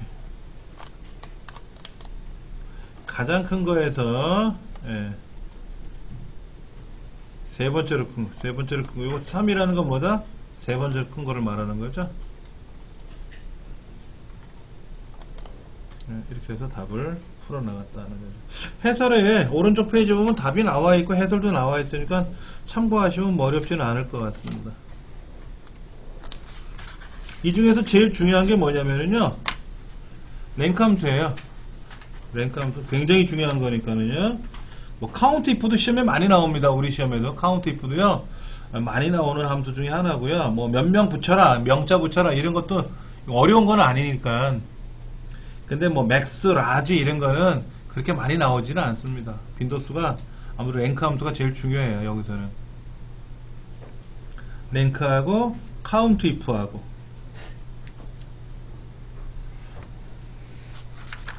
자, 82페이지. 여기는 중요한 함수가 많이 나오네요. VLOOKUP, HLOOKUP, VLOOKUP, HLOOKUP 아주 잘, 이거 반드시 나와요. 랭크보다도 더 난이도가 비중이 높아요. 랭크 함수가 한 98 그러면 얘는 100이에요. 100. 꼭 나온다 이렇게 보시면 됩니다. 필기 실기. VLOOKUP과 HLOOKUP 한번 볼게요. 어떻게 하는 건지. 열기 눌러서 이번엔 6번 문제네요. 섹션 06번 문제. 자, 한번 보셔야 돼요. 쉽지는 않으니까 잘 보셔야 됩니다. 말로 먼저 풀어가야 돼요.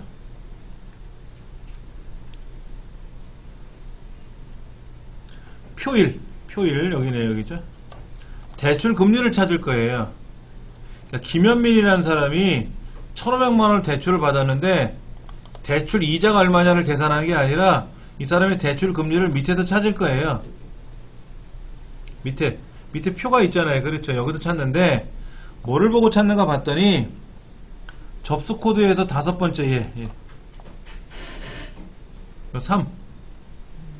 3이면 결혼자금이죠? 그 4.2%라고 출력하면 되는 거예요. 얘는 어떻게 했어요? 우지혜 씨는 2니까 출산자금이죠? 강소인 씨는 1이니까 뭐예요? 학자금이지 않습니까?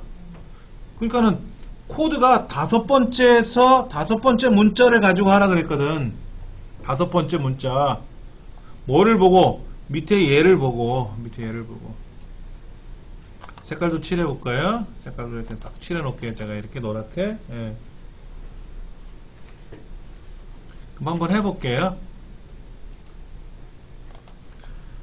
는 VLOOKUP 함수하고 미들 함수 쓰라고 되어 있는데요. 먼저 미들 함수 VLOOKUP을 먼저 쓸게요. 자, VLOOKUP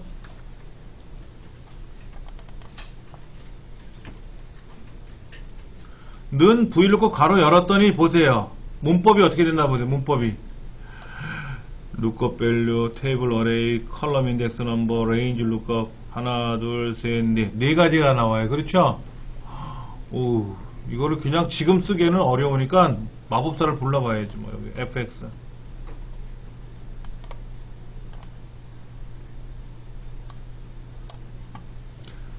vlookup에서 vlookup은 뭐라 그랬어요? 배열의 천열. 배열의 천열이 뭐냐면 이거예요. 여기 코드서부터 대출금리까지 있지 않습니까? 여기에서 1인지 2인지 3인지를 찾아가지고 대출 상품을 가져올 건지 대출 금리를 가져올 건지를 하라는 거죠. 근데 이 코드표가 기본적으로 오름차순으로 표가 정렬되어 있어야 된다 그랬어요.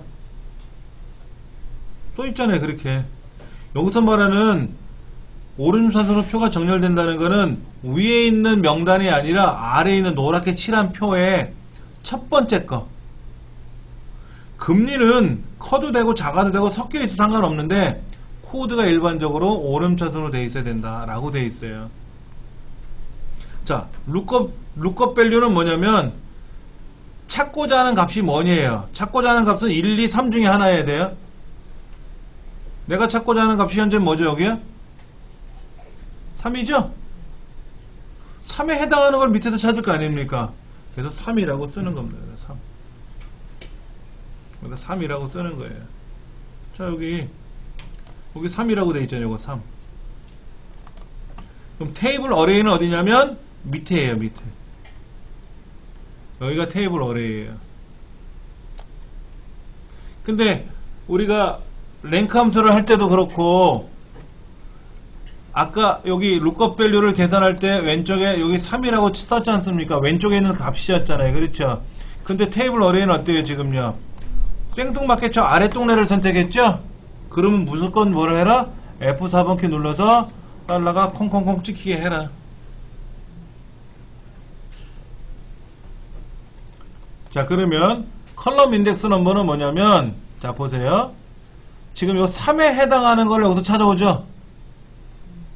그럼 3이 여기 있네. 결혼자금이라 그랬죠? 4.2%라 그랬죠? 그럼 우리가 가져올 게 뭐를 가져와야 돼요? 금리 가져오는 거니까 4.2%입니다 라고 가져와야 되잖아요. 그러면 코드가 첫 번째 1이라고 쓰면 코드를 가져오는 거고 2라고 쓰면은 대출 상품을 찾아오는 거고 3이라고 쓰면 뭐가 된다? 대출 금리를 찾아오는 거예요. 근데 우리 대출 금리 출력하는 거죠? 3이라고 쓰는 겁니다.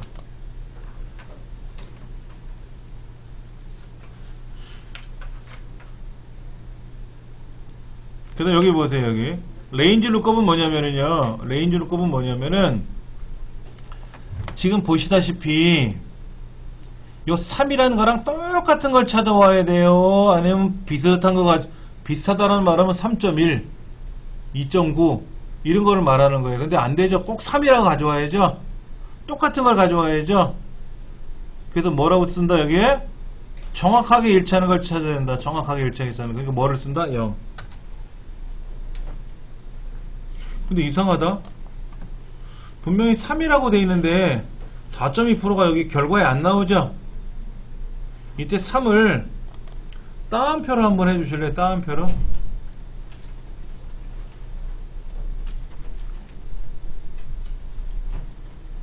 따옴표에다 3을 써보세요. 그 밑에 4.2%라고 뜨죠? 0.04이니까 4.2% 맞잖아요. 그렇죠? 취소할게요. 다시 한번 해볼 겁니다. 자, 요거 3. 요거 3은 이건 숫자예요, 글자예요? 이건 숫자예요, 글자예요? 글자입니다.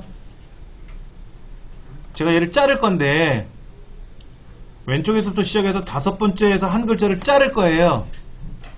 얘를 통으로 다 쓸 게 아니니까 얘를 잘라와야 되는데 잘라오면 무조건 글자가 돼요. 숫자가 아니라. 그럼 얘는 뭐예요? 숫자의 글자예요? 숫자처럼 보이지만 실제로는 얘는 글자로 돼 있더라고요. 아까 제가 확인해 봤어요. 이건 글자로 돼 있어요. 그러니까 얘도 글자고 얘도 글자기 때문에 4.2%가 나온 거예요. 한번 다시 해볼게요. 는 VLOOKUP. 왜 VLOOKUP을 쓰냐면은요, 밑에 코드표가 위에서 아래로 이렇게 세로 쓰기로 돼 있죠. 위에서 아래로 돼 있죠. 버티칼 룩업이란 뜻이에요. VLOOKUP은. 자, 얘는 보세요. 얘는 어떻게 됐나 보세요. 얘는 코드표가 옆으로 가로로 날돼 있죠. 이건 HLOOKUP을 쓰는 거예요. 허리젠탈 룩업. 근데 우리가 지금 할 거는 1, 2, 3이 위에서 아래로 내려갔잖아요. 이렇게. 이름은 VLOOKUP, 버티칼 룩업이라고 부르는 겁니다. 그래서 VLOOKUP을 쓰는 거고요. 자, 그 다음에 여기다가 FX를 누를 겁니다. FX를 누르면 요렇게 이제 떴지 않습니까? 이때 찾고자 하는 값이 요 3이라 그랬잖아요. 3. 근데 숫자 3을 쓰면 안 되고 따옴표에다 3을 써야 된다 그랬어요. 왜? 3을 잘라오게 되면 글자로 변한다 그랬지 않습니까? 일단 그렇게 하고, 테이블 어레이는 이 제가 노랗게 칠한 부분이 테이블 어레이예요. 여기 있는 11번째 줄에 있는 코드니 대출 금리라는 글자는 안 들어갑니다. 알맹이만 들어가는 거예요. 그런데 지금 코드는 왼쪽에 있었고요. 자, 대출 금리를 기준으로 봤을 때 코드는 왼쪽에 있었잖아요. 자기 줄에 있던 거고요. 테이블 어레이는 어떻게 했어요? 저 밑에 있는 동네 따로 있었잖아요. 그러니까 이런 거는 무조건 F4번키 눌러서 달러가 콩콩콩콩 들어가야 된다 이거지. 자, 그 다음 컬럼 인덱스 넘버니까 컬럼이 뭐예요? 칸이잖아. 칸. 몇 번째 칸에 있는 걸 가져올 거니? 라는 뜻이에요. 인덱스 넘버는 순번을 말하는 거니까는 너 몇 번째 칸에 있는 걸 가져올 거니? 첫 번째가 코드고 두 번째가 상품이고 세 번째가 금리인데 금리 거를 가져와야 되잖아요. 그래서 세 번째 걸 가져오세요 라고 해서 3이라고 쓰는 겁니다. 그 다음 레인지 룩업은 요 3이라는 글자랑 똑같은 3을 찾아와야 되니까는 정확하게 일치하는 걸 찾는다 그래서 0을 쓴다는 거죠. 자, 화면을 확대해서 보여드릴 거예요. 이렇게 돼 있어요 지금요. 자, 여기서 말하는 3이 뭐다? 요거를 잘라와서 3이에요. 요거 3 요거 잘라온 거죠. 그렇죠? 얘는 뭐다? 이 노란 거를 찾아와야 되는데 지금 저 위에 있는 거랑 얘랑 동떨어져 있잖아요. 이 동떨어진 걸 블럭 잡으면 무조건 뭐를 하자? 달러를 콩콩콩 찍자. 뭐를 눌러서? F4번키 누르면 달러가 찍히잖아요. 그렇죠? 그 다음 지금 우리가 원하는 거는 요 해당하는 코드표 있잖아요. 코드 이름. 이 코드에 따라서 금리를 가져올 거 아닙니까? 그렇죠? 그러니까 얘가 첫 번째요, 얘가 두 번째요, 얘가 세 번째 항목이지 않습니까?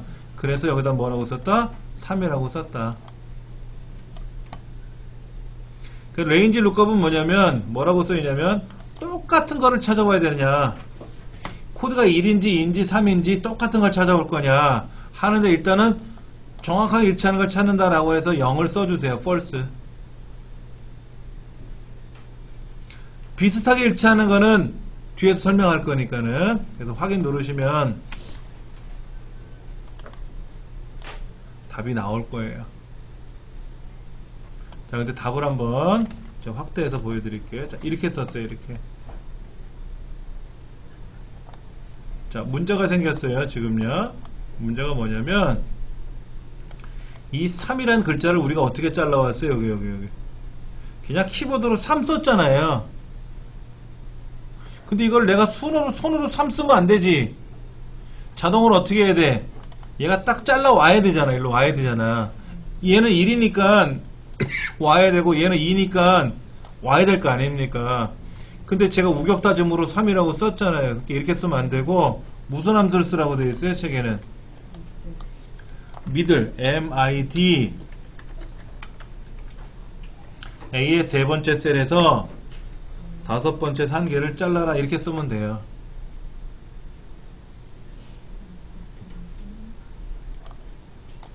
자, 보여드릴게요. 확대해서 보여드릴 테니까 잘 보세요.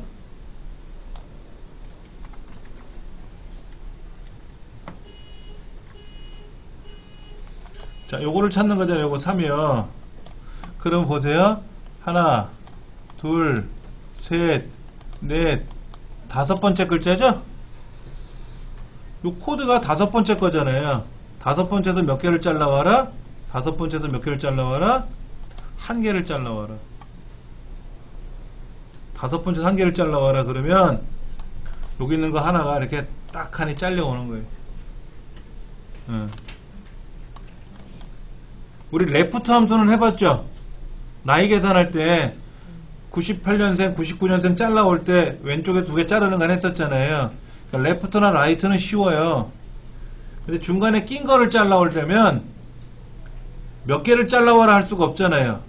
몇 번째에서 몇 개냐를 물어봐야 돼. 그러니까 다섯 번째에서부터 한 개를 잘라온다 이거지. 근데 책에서는 다섯 번째 문자라고 돼 있지 다섯 번째에서 한 개라고 표현을 안 해놔요. 한 개라고 하는 거는 내가 써줘야 되는 거죠. 사실은 이렇게 써야 답이에요. 이렇게 써야. 여기다가 요 3 대신에 뭐라고 쓴다?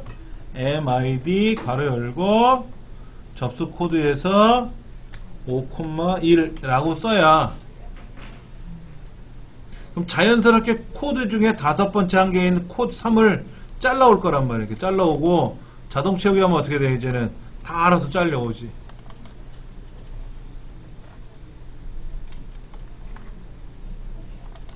자, 요거.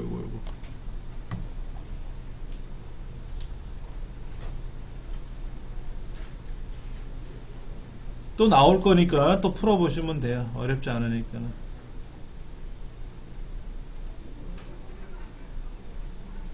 같이 한번 해볼게요. 또요. 자, 이제 오른쪽으로 갑니다. 표 2에서 상품 코드, 상품 코드 있죠? 상품 코드. 여기 따른 코드표가 보여요. 그렇죠? 코드표가 이렇게 보입니다. 자, 33이라는 코드는 뭐죠? 얘네. 이 동네잖아요. 그렇죠? 11은 뭐예요? 이 동네네. 그렇죠? 거기에 수량이 5개야. 수량이. 그럼 33 코드의 수량이면 뭐예요? 여기 판매가를 곱하는 거야? 출고가를 곱하는 거야? 출고가는 공장에서 사온 가격이고 판매가는 소비자 가격 같은데 문제 써 있어요. 판매가 곱하기 판매 수량을 곱하래. 그러니까 는 판매가는 뭐예요? 33 코딩하는 650만원이죠? 650만원이잖아. 곱하기 뭐다? 판매 수량을 하라는 거죠. 이렇게 하라는 거지. 이렇게. 그런데 아예 13번째라고 하는 제가 650만원을 클릭했잖아요. 이거를 제가 임의적으로 클릭했잖아요. 이러면 안 되지. 여기 있는 판매 수량은 왼쪽에 있는 거니까 클릭하면 돼. 이거는. 그럼 얘는 뭐라 그래? 얘는 12개를 곱할 거고 얘는 23개를 곱할 건데 얘는 650만원이 어쩔 때는 11 코드면 150만원이고 2 코드는 45만원이란 말이에요. 그렇죠? 그러니까는 코드표에 의해서 알아서 움직여야 된단 말이에요. 한번 해볼게요. 는 판매가를 찾으려고 봤더니 인덱스를 쓸 거냐 HLOOKUP을 쓸 거냐 VLOOKUP을 쓸 거냐 골라 쓰라는데 밑에 표를 보니까 노란 표를 보니까 가로로 나열되어 있으니까 VLOOKUP은 아니잖아요. VLOOKUP은 세로로 나열되는 걸 쓰는 거라 그랬잖아요. 그러니까 얘는 HLOOKUP을 써야 돼요.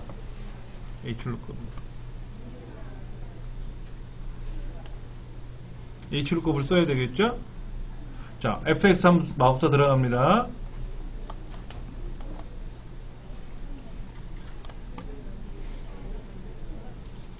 자, 여기 뭐라고 써있냐면요. 찾고자 하는 값이 뭐니에요? lookup value가 뭐냐? lookup value는 뭐예요? 이 코드에 따라서 계산하는 거죠? 이 상품 코드를 갖고 따지는 거예요. 왜? 밑에 보시면 상품 코드가 이렇게 나와 있지 않습니까? 그러니까 상품 코드를 갖고 따지는 거예요. 그럼 그 상품 코드가 들어있는 테이블 어레이가 어디에요? 이 노란 박스. 노란 박스. 노란 박스는 지금 다른 동네에 있죠? F4번 키 누르고. 자, 이제는 로우 인덱스 넘버예요. 자, 보세요. 삼성 코드 여기 찾았네. 삼성 코드 찾았잖아요. 그러면 판매가 가져와요? 출고가 가져와요? 판매가 가져오라 그랬죠? 그럼 판매가는 몇 번째 있어요? 두 번째지. 헷갈리신가 보다. 자, 보세요. 코드표가 첫 번째고요. 판매가가 두 번째고요. 출고가 세 번째 줄에 있지 않습니까? 그러니까 여기 33에 해당하는 650만원 가져올 거 아닙니까? 그렇죠. 그러니까 여기다 뭐라고 써야 돼요? 여기다가 3이라고 써야지. 3. 아, 2라고 써야지. 여기다 2라고 써야 여기 33 코드에 해당하는 650만원이니까 코드가 첫 번째요, 판매가가 두 번째요, 출고가 세 번째니까 두 번째에 해당하는 판매가를 가져와라 이거죠. 자, 그 다음 레인지 룩업은 뭐냐면 33 코드라고 되는 걸 가져와야지 34 코드는 가져오면 안 되죠. 32 코드도 있을 수가 있잖아, 잘못해가지고. 근데 반드시 33 코드만 가져와야죠. 그러니까 정확하게 일치하는 거니까 뭐를 써야 됩니까? false. 0 쓰는 거죠. 여기까지만 쓰면 뭐예요? 이 제품, 이 상품 코드는 판매가가 얼마입니까? 라고 묻는 거예요. 근데 문제는 뭐라 그랬어요? 요 뒤에다가 곱하기 판매 수량을 곱해줘야죠. 판매 수량을. 맞습니까? 판매 수량. 나왔죠? 그 자동 처리해 주시면 돼요.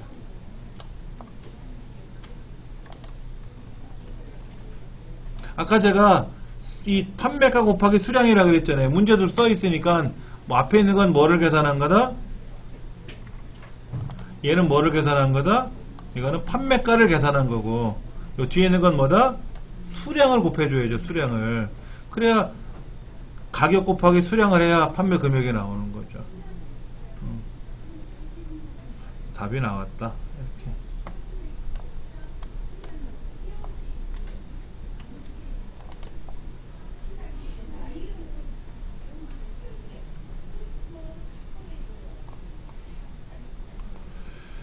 음. 3번 문제 볼게요.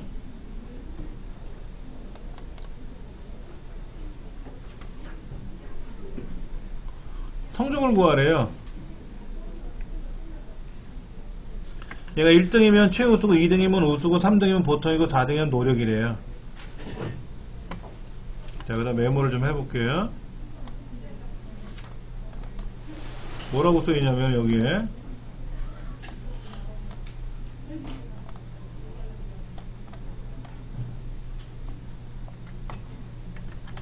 성적에 따른 순위를 구해서 1등이면 뭐라고요? 1위는 최우수라고 출력하고요. 2위는 우수라고 쓰고요. 3위는 보통이라고 쓰고요. 나머지는 다 노력이라고 쓰래요.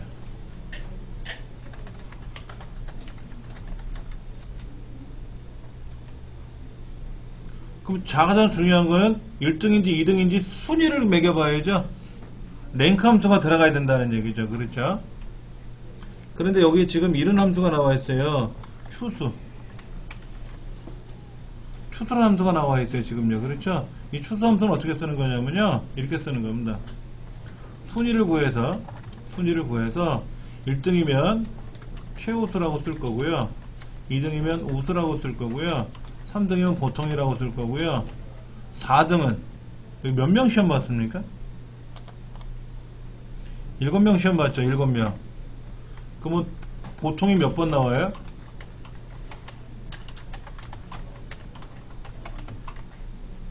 이렇게 나와야 돼. 이렇게.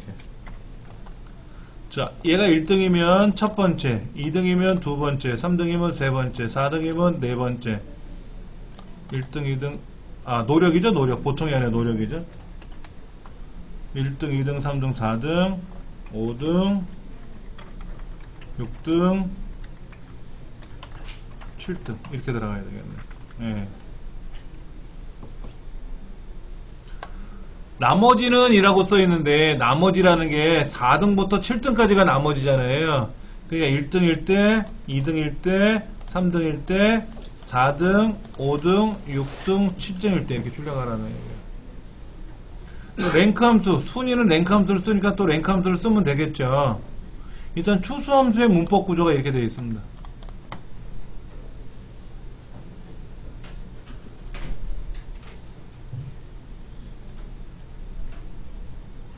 전 3등인데요. 그럼 하나, 둘, 세 번. 당신은 보통이군요.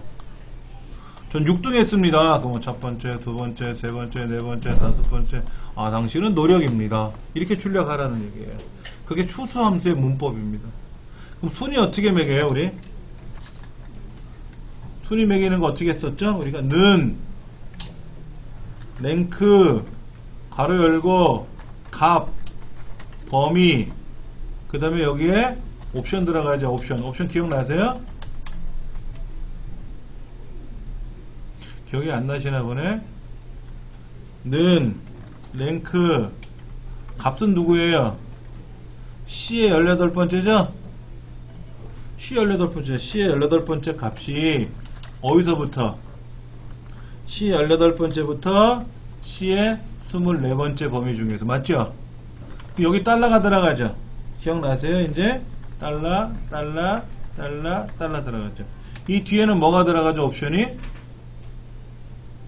큰 게 1등이에요? 작은 게 1등이에요? 문제 써있네. 성적이 높은 사람이 1등이래. 그럼 뭐라고 써야? 안 써도 된다 그랬잖아. 근데 써야 될 땐 뭐를 써라? 0. 맞아요? 0 맞아요? 그러면 요거에서 얘가 여기 들어가는 거죠? 순위가 여기 들어가는 거죠? 여기 랭크 값이 여기 들어가는 거잖아요. 이렇게. 얘가 답이죠. 얘가 답인 거예요. 자, 여러분들이 이제 요 값을, 추수함수라는 문법 구조를 이해를 하셨잖아요. 이해하셨고, 지난 시간에 랭크 함수도 우리 써봤잖아요. 그렇죠? 그러면 저처럼 이렇게, 저는 이제 키보드를 썼지만 여러분은 이제 필기도구를 이용해서 연습장에다가 이렇게 써보는 연습을 하셔야 돼요. 그리고 이렇게 이걸 쓴 거를 화면에다 대고 보고 입력을, 저야 이제 복사해서, 저는 여기다 이제 복사해서 붙여넣겠지. 이렇게 붙여넣겠지. 근데 여러분들은 연습장에다 쓴 거를 직접 이제 화면에다가 키보드로 입력하는 연습을 해보셔야 돼. 모른다고 해서 책 찾아가지고 띠리릭 키보드로 입력하니 답이 나오네. 이건 키보드 연습이고.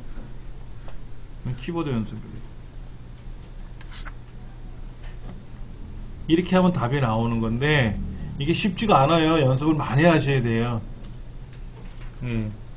책 한번 볼게요. 83페이지 1번. 접수 코드의 5번째 자리를 이용해서 대출금리를 구하기 위해서 D 3번째 셀을 클릭한 후에 이렇게 다 입력하래요. 오메. 그 전 페이지까지는 마법사 부르는 연습까지도 가르쳐 주더니만 이제 입력하래.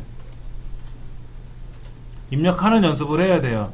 FX 눌러서 찾는 게 아니라 직접 하는 연습을 꾸준히 하셔야 돼. 근데 거기에서 VLOOKUP 밑에 수식에 보면 VLOOKUP 1번 미들 가로 열고 A 세 번째 오콤마 1은 뭐야? 접수 코드의 5번째에서 한 글자가 2 밑줄 친 거, 그 범위 중에서 3은 뭐라고요? 세 번째 칸에 있는 거를 가져와라. 그 다음 페이지 보시면 나와 있을 겁니다.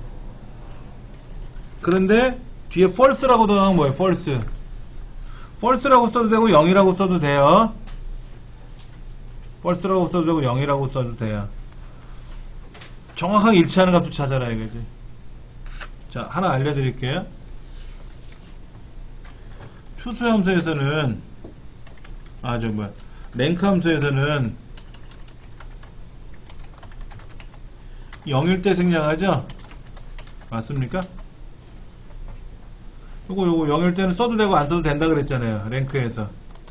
그런데 Vlookup Hlookup 있잖아요. Hlookup은 1일 때 생략합니다.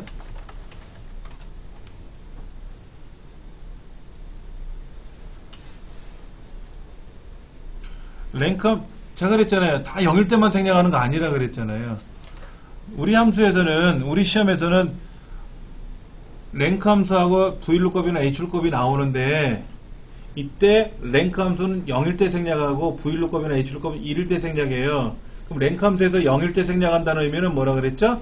큰 값이 1등일 때는 0이라고 써도 되고 생략할 수 있다고 했고, Hlookup이나 Vlookup에서는 1일 때 생략한다는 의미는 뭐냐면 비슷하게 일치한다라고 했을 때는 생략할 수 있는 거예요. 아직 안 배웠어요. 비슷하다는 의미를.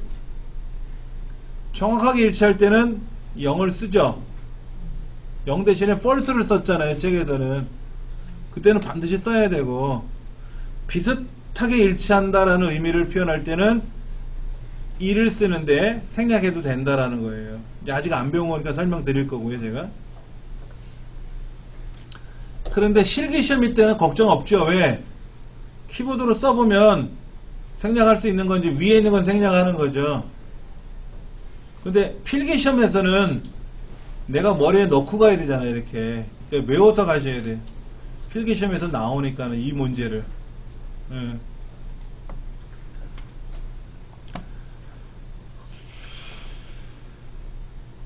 자, 85페이지 보시면은 수식일 때 수식 거기 Hlookup이라고 써있죠. 어디 있냐면은 책에 있는 내용이 이거예요. 이거 지금 책에서는 뭐를 썼냐면은요, 얘를 썼네. 얘를 썼단 말이에요. Hlookup. 이게 뭐죠? 이게 가격이고 이게 수량인데 컴마 0 썼죠. 아까 우리 컴마 0 썼지 않습니까? 컴마 0이라는 말은 뭐예요? 정확하게 일치할 때 쓰는 거라 그랬죠? 근데 책에는 보세요. 85페이지 책에는 컴마 2 다음에 컴마 0이 있습니까? 없습니까? 곱하기 i3은 있는데 컴마 0이 책에 없잖아요. 생략했다는 거잖아요. 생략했다는 건 뭐예요? 1일 때 생략하는 거라 그랬잖아요. 근데 우리는 0이라고 썼는데 책은 1이라고 표현한 거죠. 그럼 둘 중에 하나 틀릴 거 아닙니까? 옵션이 서로 달리 표현했잖아요. 저랑 책이랑. 그런데 이 문제는요, 컴마를 0을 써도 되고 컴마 1을 써도 상관은 없어요. 이 문제에서만큼은. 의미를 부여하자면 컴마 0을 쓰는 게 맞는 말이고요. 책처럼 생략하면 안 돼요. 의미론적으로는. 그러나 정답면으로 봤을 때는 생략할 수 있다. 아직 헷갈리시겠지만 다음 문제 보시면 이제 금방 아실 거고요. 예. 그 다음 86페이지 보면은 비고라고 있어요. 비고. 거기에 추수함수가 들어가고 랭크함수가 들어가서 최우수, 우수, 보통, 노력 이렇게 썼잖아요. 그 다음 밑에 중간에 보면 수식에 이해라고 되어 있지 않습니까?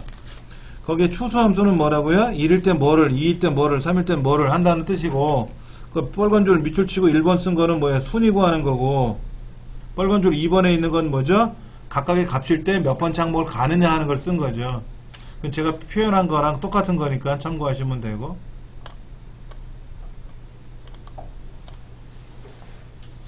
자, 그러면 잠깐 껑충 띄어서요.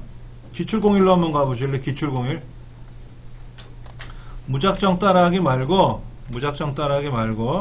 밑에 보면 기출공일이라는 시트가 있어요. 얘를 한번 볼게요. 얘를 2번 문제를 먼저 볼게요.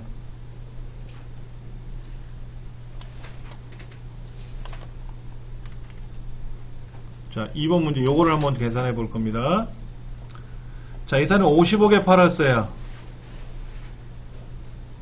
판매 수량이 55개를 팔면 할인을 얼마를 해줘야 됩니까? 할인율이 얼마예요? 할인율이. 여러분 딱 보시면 제가 노랗게 칠해드릴게요. 55개를 팔았어요. 그러면 몇 퍼센트 할인을 해줘야 돼요? 3% 해줘야 돼? 6% 해줘야 돼? 0% 해줘야 돼요? 3%죠? 65개는요? 3%죠? 100개는요? 6%죠? 어떻게 표현했어요? 40개 미만까지는 할인율 없죠? 40개 이상, 70개 미만은 3% 준다는 거죠? 70개 이상 팔면은 6% 할인해 준다는 얘기죠? 의미가 그런 거죠? 자, 그러면 여기는 뭐예요? 55개니까는 3%를 곱해서 얘에다 얘를 곱하는 거죠? 근데 곱하는 건 빼고 할인율만 한번 넣어보자고. 여기다 할인율만 할인율만 한번 넣어보자고. 여기다가 는 Hlookup, Vlookup? Hlookup, Vlookup? 가로로 돼 있죠? 그러니까 Hlookup.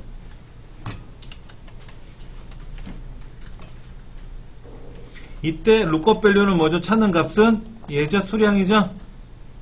수량이죠? 컴마 테이블 어레이는 어디죠? 노랗게 칠한 부분. 그리고 F4번 키 누른다 그랬죠? 컴마 몇 번째 줄에 있는 걸 가져와야 돼요? 수량에 따른 할인율을 가져와야 되니까 2 가져오죠. 2 수량에 따른 할인율을 가져와야 되니까 두 번째 줄에 있는 3%를 가져와야 될 거 아닙니까? 자, 컴마 여기 떴어요. 여기 떴잖아요. 정확히 일치하는 걸 찾는 겁니까? 55개라는 수량이 없죠? 그러니까 정확히 일치하는 걸 찾을 수가 없잖아요. 그래서 유사하게 일치한다는 뜻을 쓰는 겁니다. 55 그러면 40 이상 70 미만이라는 뜻이에요. 그래서 유사하게 일치한다는 걸 쓰는 거예요. 근데 지금 보시다시피 true가 위에 있죠? true가 1이고 false가 0이란 말이에요. 위에 있는 건 안 써도 된다 그랬잖아요. 랭크 함수는 0이 위에 있고 vlookup이나 hlookup은 true 1이 위에 있는 거예요. 그러니까 얘를 써도 되고 안 써도 되는 거죠. 쓰겠다 그러면 1 써도 되고 true라고 써도 되고 안 써도 되고. 이때 유사하게 일치한다는 의미가 이런 경우입니다. 그러니까 20개 그럼 뭐야? 1에서 40%, 40 미만이니까 할인율 없고 60 그럼 뭐야? 40에서 70 사이니까 3%고 뭐 80 그럼 70개 이상이니까 6% 할인을 해준다는 그렇게 유사하게 일치한다는 걸 찾는 그런 겁니다. 그러면 이제 할인율이 나오는 거예요. 근데 이제 실제 문제는 얘를 실제 금액하고 곱해가지고 뭐 반올림하고 뭐 이런 게 나올 텐데 다음 시간에 우리 해볼 거고요. 그러면 다시 돌아가서 이 문제.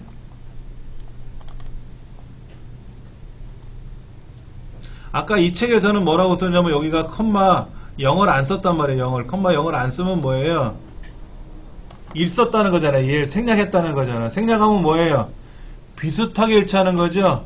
근데 당연히도 3, 3, 1, 1, 4, 4, 2가 있기는 있지 않습니까? 근데 만약에 이 상품 코드가 3, 3은 뭐예요? 3, 3은 3, 3에서부터 4, 3까지는 여기에 해당하는 거잖아. 근데 이러면 에러가 나야죠. 3, 4 코드는 없는 거니까. 그러니까 의미론적으로 봤을 때는 컴마 2를 쓰거나 생략하면 안 된다는 뜻이에요. 그러나 답은 뭐예요? 어차피 이거 안 고칠 거잖아. 3, 3 그대로 둘 거니까 답은 나온다 이거지. 그래서 단면으로 봤을 때는 책처럼 해도 되지만 의미론적으로 봤을 때는 정확하게 일치한다, 비슷하게 일치한다 라는 개념은 알고 계셔야 된다라는 거예요.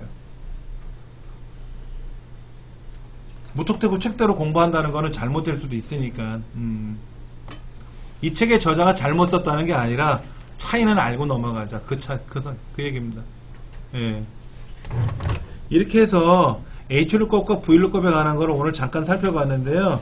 다음 시간에 이어서 해볼 겁니다.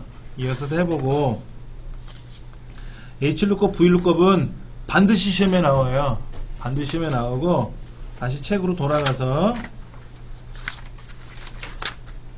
82페이지 보시면은 아까 Vlookup하고 미들 함수 나왔었죠? 코드 중간에 있는 거 잘 나오는 거 있지 않습니까? 그러니까 레프트나 라이트보다는 미들이 잘 나와요. 그 다음에 Vlookup, Hlookup 두 개 다 나와요. 우리 시험에 Vlookup도 나오고 Hlookup도 나와요. 같이 나온단 말이야. 예.